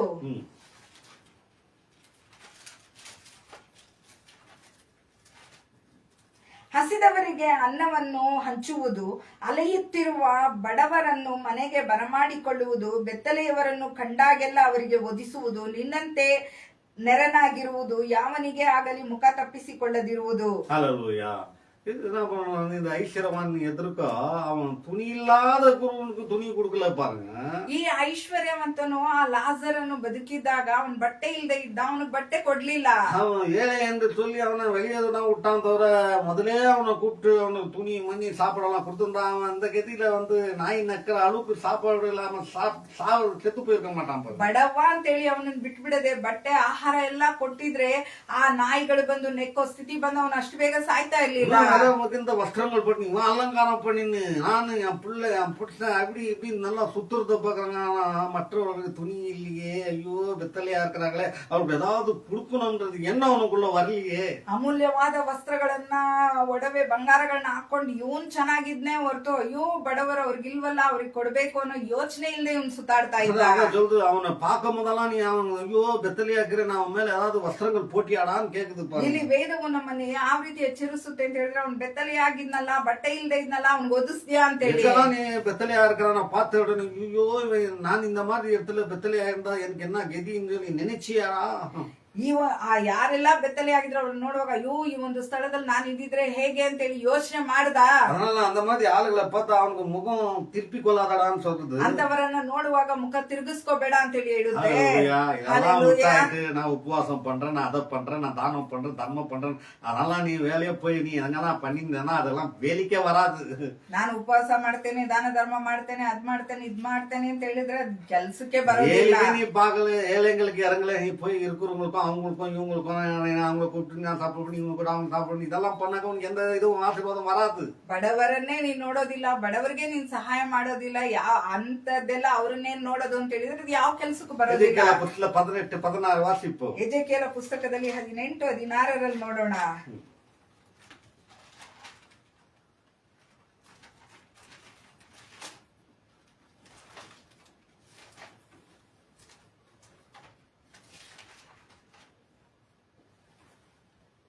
ಯಾರನ್ನು ಹಿಂಸಿಸದೆ, ಒತ್ತೆಯನ್ನು ಕೇಳದೆ, ಯಾರ ಸೊತ್ತನ್ನು ಅಪಹರಿಸದೆ, ಹಸಿದವನಿಗೆ ಅನ್ನವಿಕ್ಕಿ, ಬೆತ್ತಲೆ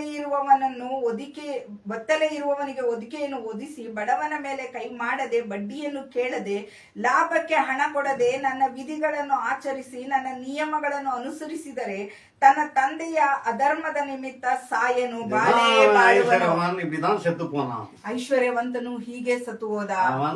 இவனுக்கு சாப்பாடும் கொடுக்கல, தண்ணியும் கொடுக்கல, துணிமணியும் கொடுக்கல, அவனை பத்தி கேரே எடுத்துக்கல.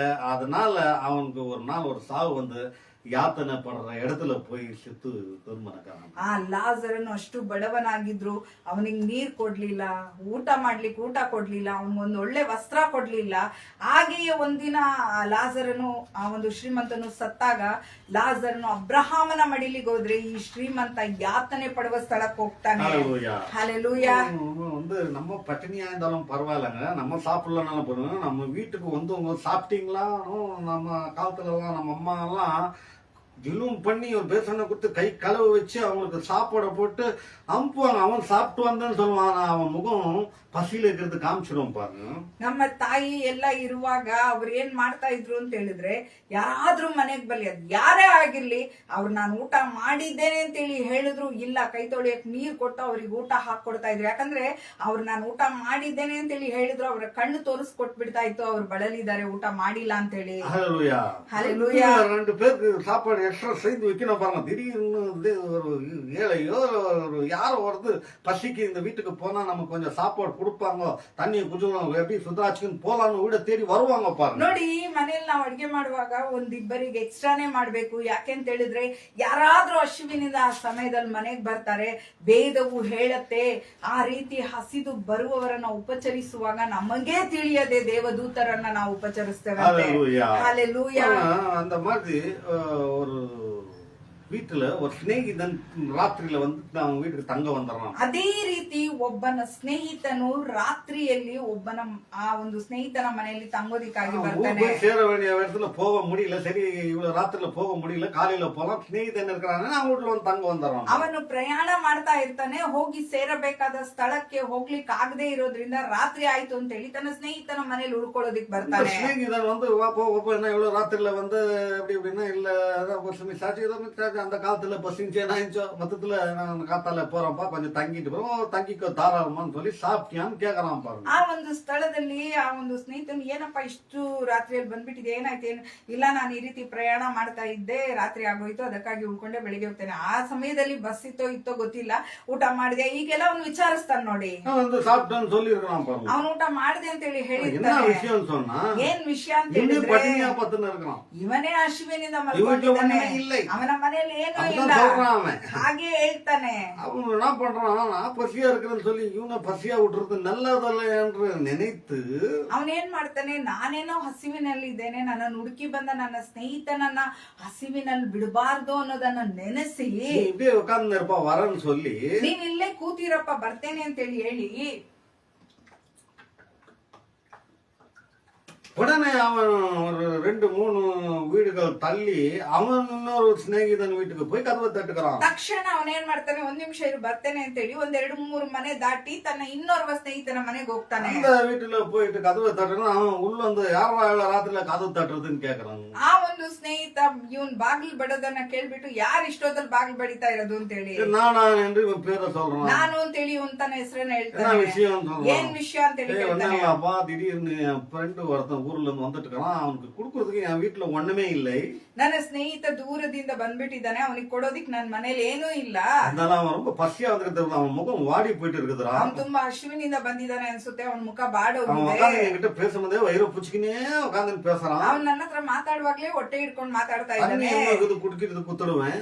ನೀರಿದೆ ಮನೇಲಿ ನಾನು ಕುಡಿಯೋದಿಕ್ சாப்பிடுறது ಕೊಟ್ಟಿದ್ದೇನೆ, ஒண்ணு இல்லையாடா? ಊಟ ಮಾಡೋದಿಕ್ಕೆ ಏನು ஒரு 3 ಇಲ್ವಲ್ಲ. ரொட்டி கொடுடா. ಒಂದು 3 ರೊಟ್ಟಿಯನ್ನ ஒரு ಕಡವಾಗಿ ரொட்டி ಕೊಡು. கேட்கல பாருங்க அவன். ಒಂದು ರೊಟ್ಟಿಯನ್ನ ಕೇಳಲಿಲ್ಲ வயிறு ಅವನು. கொடுக்கறது கொடுக்குறோம், நல்லா வயிறு ரொப்பி கொடுக்கணும்னு ஆசைப்படுகிறான். ಒಬ್ಬರಿಗೆ ನಾವು ಕೊಡೋದನ್ನ ಕೊಡ್ತೇವೆ, ಹೊಟ್ಟೆ ತುಂಬಾ ಕೊಡ್ಬೇಕು ಅನ್ನೋದನ್ನ ಆಸೆ இது ಪಡ್ತಾನೆ. கிள்ளி எடுத்து கொடுக்கறதல்ல, ಏನೋ ಒಂದು ಸ್ವಲ್ಪ எச்ச ತಗೊಂಡ್ಕೊಳ್ಳೋದಲ್ಲ, போடுறதல்ல. ಸ್ವಲ್ಪ ಈ ಎಂಜಿಲನ್ನ ಹಾಕೋದಲ್ಲ. அந்த புத்தி நம்ம கிட்ட வரவே ಆ கூடாது. ಒಂದು ಬುದ್ಧಿ ನಮ್ಮ ಬಳಿ ಬರಬಾರದು. ஏராளமாக தாராளமாக அந்த கையை தான் ஆண்டவர் ஆசீர்வதிப்பார். ಹೇರಳವಾದ ಧಾರಾಳವಾದ ಕೈಯನ್ನೇ ದೇವರು கஞ்சூஸ் ಆಶೀರ್ವದಿಸ್ತಾರೆ. கரத்தை ஒரு நாள் அடிச்சு எல்லாத்துலயும் இஷ்டம் போட வச்சுவார். ಕಂಜೂಸ್ ಕರವನ್ನ ದೇವರು ಅಳಿಸಿ ನಾಶ நீ ಮಾಡ್ಬಿಡ್ತಾರೆ. மிச்சம் பண்றது இவ்வளவுன்னா செலவாக்குறது அவ்வளவாக கொண்டு போடுவார். ನೀನ್ ಮಿಗಿಸೋದ್ ಇಷ್ಟು ಅಂತ ಹೇಳಿದ್ರೆ ಖರ್ಚಾಗದೆ ಎಷ್ಟೋ எச்சரிக்கையா ಆಗ್ಬಿಡುತ್ತೆ. இருங்கள். ಎಚ್ಚರಿಕೆ ಆಗಿರಿ. ஆண்டவர் உங்களோட பேசுகிறார். ದೇವರು ನಿಮ್ಮೊಂದಿಗೆ நாம் ಮಾತಾಡ್ತಾರೆ. ஏராளமாக தாராளமாக அள்ளி கொடுக்கிற பிள்ளைகால வாழமன் தான் ஆண்டவர் நம்மளை ஆசீர்வதிப்பார். ನಾವು ಹೇರಳವಾಗಿ ಧಾರಾಳವಾಗಿ ಹೆಚ್ಚಾಗಿ ಕೊಡುವಾಗ ದೇವರು ನಮ್ಮ ಕರವನ್ನು கொடுங்கள், ಆಶೀರ್ವದಿಸ್ತಾರೆ. அப்பொழுது கொடுக்கப்படும். ಕೊಡಿರಿ, ಆಗ ನಿಮಗೆ ಕೊಡಲಾಗುವುದು. வாங்குங்கள், அப்பொழுது கொடுக்கப்படும். ತಗೊಳ್ಳಿ, ಆಗ ನಿಮಗೆ சில ಕೊಡಲಾಗುವುದು பேர் ಅಂತ வாங்குறதுல ಹೇಳಿಲ್ಲ. இருப்பாங்க, கொடுக்கறதுல ಕೆಲವರು இருப்பாங்க. ತಗೊಳ್ಳೋದ್ರಲ್ಲಿ ಇರ್ತಾರೆ, ಕೊಡೋದ್ರಲ್ಲಿ ನಾವು ಇರೋದಿಲ್ಲ. கொடுக்கிற பிள்ளையாக ನಾವು ಇರ್ಬೇಕು. ಕೊಡುವ ಮಕ್ಕಳಾಗಿರ್ಬೇಕು. இவன் என்ன பண்றான்?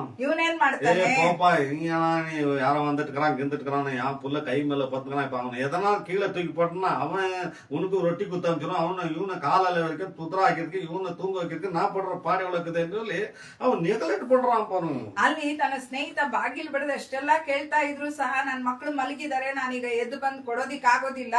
ನೀನ್ ನಿನ್ ಸ್ನೇಹಿತನಿಗಾಗಿ ಯೋಚನೆ ಮಾಡ್ತೀಯ, ಆದ್ರೆ ನಾನ್ ನನ್ ಮಕ್ಳಿಗಾಗಿ ಯೋಚನೆ ಮಾಡ್ತೇನೆ. ನಾನ್ ಇವಾಗ ಎದ್ ಬರೋಷಲ್ ಪುನಃ ಎದ್ ಬಿಟ್ರೆ ಅವ್ರನ್ನ ಮಲಗ್ಸಕ್ ನಾನ್ ಕಷ್ಟ ಪಡ್ಬೇಕು ಅಂತೇಳಿ ಅನ್ಕೊಳ್ತಾರೆ. ஹல்லேலூயா. ஹல்லேலூயா. அவன் ஸ்நேகிதன் பசியும் பார்க்கல, ಇಲ್ಲಿ ಸ್ನೇಹಿತನ ಹಸಿವನ್ನು ನೋಡ್ಲಿಲ್ಲ. ஸ்நேகிதன் வீட்டுல வந்திருக்கிற ஒன்னொருத்தன பசியும் பார்க்கல பாருங்க. ಸ್ನೇಹಿತನ ಮನೆಗ್ ಬಂದಿರುವ ಇನ್ನೋರ್ವನ ಹಸಿವನ್ನು ಸಹ அவன் ನೋಡ್ಲಿಲ್ಲ. நல்லா தூங்குறது, அவன் பிள்ளைகள் தூங்குறது, தன்னுடைய குடும்பத்தை பாக்குறான் பாருங்க. ಅವನು ತಾನ್ ನಿದ್ದೆ ಮಾಡ್ಬೇಕು, ತನ್ನ ಮಕ್ಕಳ ನಿದ್ದೆ ಮಾಡ್ಬೇಕು, ತನ್ನ ಸುಖವನ್ನು ನೋಡ್ಕೋತಾನೆ. இப்படிதான் சில பேர் வாழ்ந்து கொண்டு ಈ ರೀತಿಯಾಗಿ ಕೆಲವರು ಜೀವಿಸ್ತಾ நல்லா ಇದ್ದಾರೆ. சாப்பிடணும், நல்லா தூங்கணும், நல்லா இது பண்ணணும். மற்றவங்க தூங்கினா என்ன, தூங்கலன்னா, சாப்பிட்டா என்ன, சாப்பிடலன்னா, இருந்தா என்ன, இல்லாத என்ன, நல்லா ஜோ ஜோ ஜோன்னு மஜா பண்ணி வாழ்வாங்க பாருங்க. ನಾನ್ ಚೆನ್ನಾಗಿದ್ರೆ ಸಾಕು, ನಾನ್ ಚೆನ್ನಾಗಿ ನಿದ್ದೆ ಮಾಡಿದ್ರೆ ಸಾಕು, ಇನ್ನೊಬ್ರು ಚೆನ್ನಾಗಿದ್ರೆ ಏನು, ನಿದ್ದೆ ಮಾಡಿದ್ರೆ ಏನು, ಆ ರೀತಿಯಾಗಿ ಅನ್ಕೊಂಡು ತಾವು ಚೆನ್ನಾಗಿರ್ತಾರೆ. ஏஞ்சினா கொடுக்க முடியாதேன்னு சொல்லிட்டான் பாருங்க. ಎದ್ದು ನಾನ್ ಕೊಡೋದಿಕ್ ಆಗೋದಿಲ್ಲ ಅಂತ அவன் ಹೇಳ್ಬಿಡ್ತಾನೆ. விட்டுட்டு போகவே இல்லை. ಆದ್ರೆ ಅವ್ನ್ ಬಿಟ್ಬಿಟ್ಟು ಹೋಗ್ಲೇ ಇಲ್ಲ. யாருக்காக?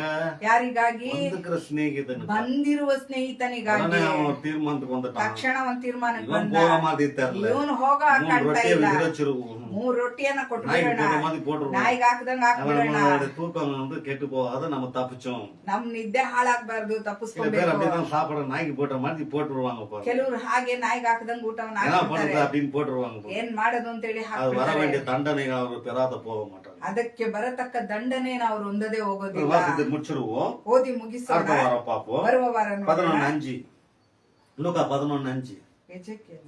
ಲೂಕಾ 11:5 ಲೂಕ 11:5.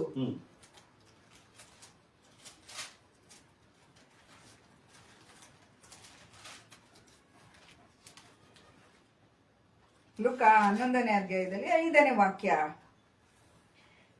ನಿಮ್ಮಲ್ಲಿ ಒಬ್ಬನಿಗೆ ಸ್ನೇಹಿತನಿದ್ದಾನೆ ಎಂದು ಹೇಳೋಣ. ಅವನು ಸರಿಹೊತ್ತಿನಲ್ಲಿ ಆ ಸ್ನೇಹಿತನ ಬಳಿಗೆ ಹೋಗಿ, ಸ್ನೇಹಿತನೇ, ನನಗೆ 3 ರೊಟ್ಟಿಗಳನ್ನು ಕಡವಾಗಿ ಕೊಡುವು. ನನ್ನ ಸ್ನೇಹಿತರಲ್ಲಿ ಒಬ್ಬನು ಎಲ್ಲಿಗೋ ಪ್ರಯಾಣವಾಗಿ ನನ್ನ ಬಳಿಗೆ ಬಂದಿದ್ದಾನೆ. ಅವನಿಗೆ ಊಟ ಮಾಡಿಸುವುದಕ್ಕೆ ನನ್ನಲ್ಲಿ ಏನೂ ಇಲ್ಲ ಎಂದು ಕೇಳಲು ಆ ಸ್ನೇಹಿತನು, ನನಗೆ ತೊಂದರೆ ಕೊಡಬೇಡ, ಈಗ ಕದ ಹಾಕಿಯದೆ, ನನ್ನ ಚಿಕ್ಕ ಮಕ್ಕಳು ನನ್ನ ಕೂಡ ಮಲಗಿದ್ದಾರೆ, ನಾನು ಎದ್ದು ನಿನಗೆ ಕೊಡುವುದಕ್ಕಾಗುವುದಿಲ್ಲ ಎಂದು ಒಳಗಿನಿಂದ ಉತ್ತರ ಕೊಟ್ಟನು. ಕೊಡಬಹುದು, ಆದರೆ ಸ್ನೇಹಿತ ನಿಮಿತ್ತವಾಗಿ ಎದ್ದು ಕೊಡದೇ ಇದ್ದರೂ ಅವನ ಕಾಟದ ದೆಸೆಯಿಂದ ಎದ್ದು ಬಂದು ಕೇಳಿದಷ್ಟು ಅವನಿಗೆ ಕೊಡುವನೆಂದು ನಿಮಗೆ ಹೇಳುತ್ತೇನೆ. ಹಾಗೆಯೇ ನಾನು ನಿಮಗೆ ಹೇಳುವುದೇನೆಂದರೆ, ಬೇಡಿಕೊಳ್ಳಿರಿ ನಿಮಗೆ ದೊರೆಯುವುದು, ಹುಡುಕಿರಿ ನಿಮಗೆ ಸಿಕ್ಕುವುದು, ತಟ್ಟಿರಿ ನಿಮಗೆ ತೆರೆಯುವುದು. ಯಾಕೆಂದರೆ ಬೇಡಿಕೊಳ್ಳುವ ಪ್ರತಿಯೊಬ್ಬನು ಹೊಂದುವನು, ಹುಡುಕುವವನಿಗೆ ಸಿಕ್ಕುವುದು, ತಟ್ಟುವವನಿಗೆ ತೆರೆಯುವುದು. ನಿಮ್ಮಲ್ಲಿ ತಂದೆಯಾದವನು. ஹல்லேலூயா. ஹல்லேலூயா. இவ்வளவு விஷயத்தை ஆண்டவர் கதையாக சொல்லி முடிக்கிறார். ಇಷ್ಟೆಲ್ಲ ವಿಷಯಗಳನ್ನ ದೇವರು ಕಥೆಯಾಗಿ எப்படியோ நம்மளை கஞ்சூஸ் கரமாக இருக்கக்கூடாது, நம்ம மற்றவர்களுக்கு உதவி பண்ணாத இருக்கக்கூடாது, இப்படியெல்லாம் வாழ்ந்து இப்படியெல்லாம் இருக்கிறவங்க நீங்க இருக்கக்கூடாது. நீங்க என்னால பெற்ற பிள்ளைகளா இருக்கிறதுனால நான் எப்படி அன்பு கூறணும், அப்படி நீங்க அன்பு கூறுற பிள்ளைகளாக வாழுங்கன்னா, இப்ப இந்த காலையில வேலையில ஸ்ரீமானா இருக்கிறீங்களா, பணக்காரர்களா இருக்கிறீங்களா, அதை பத்தி கவலை இல்லை. ஆனா எப்படியாப்பட்ட பணக்காரர்கள் இருக்கிறார்கள் என்று யோசித்து பாருங்க.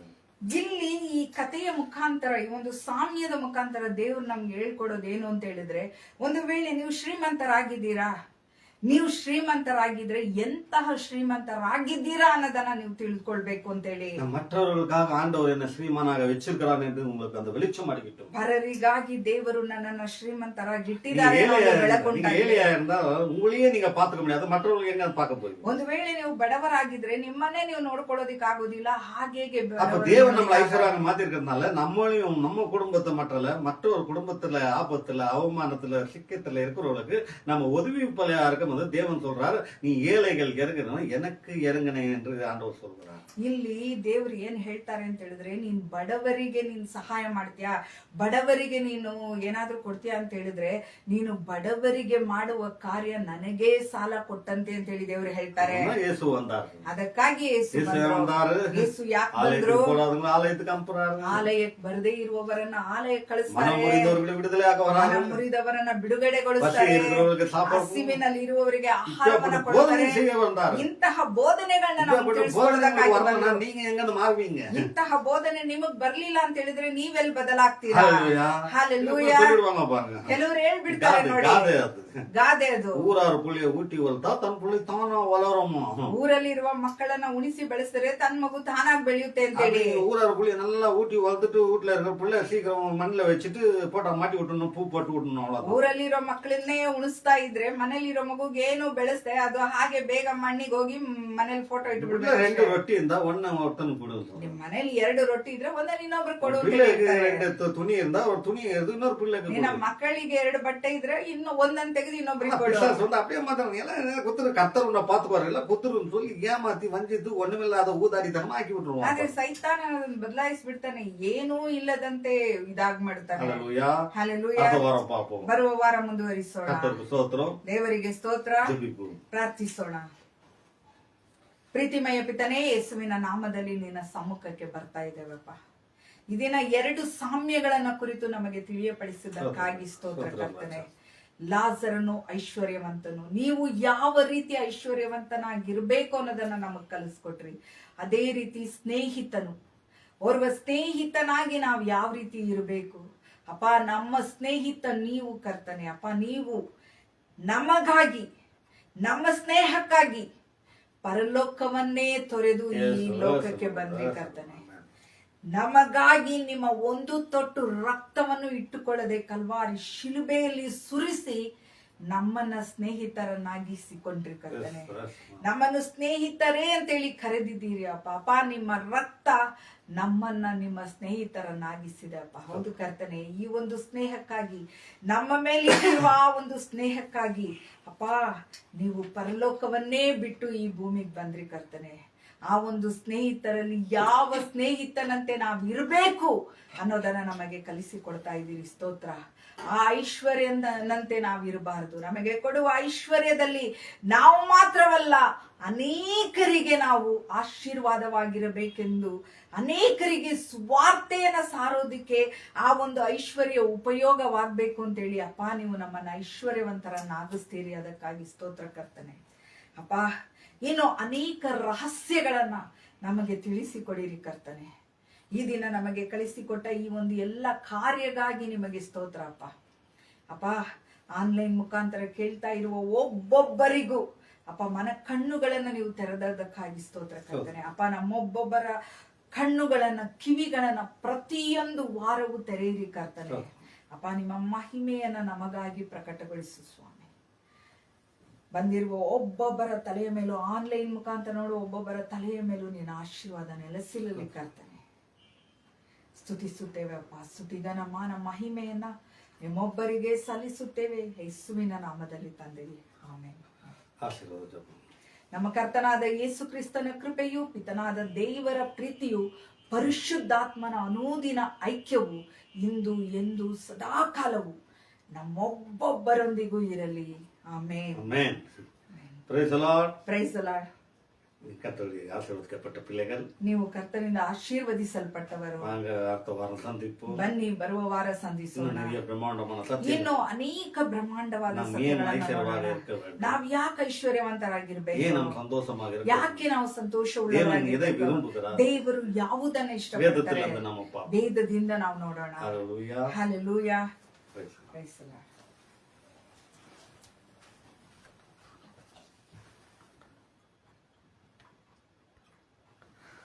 அங்கே இரு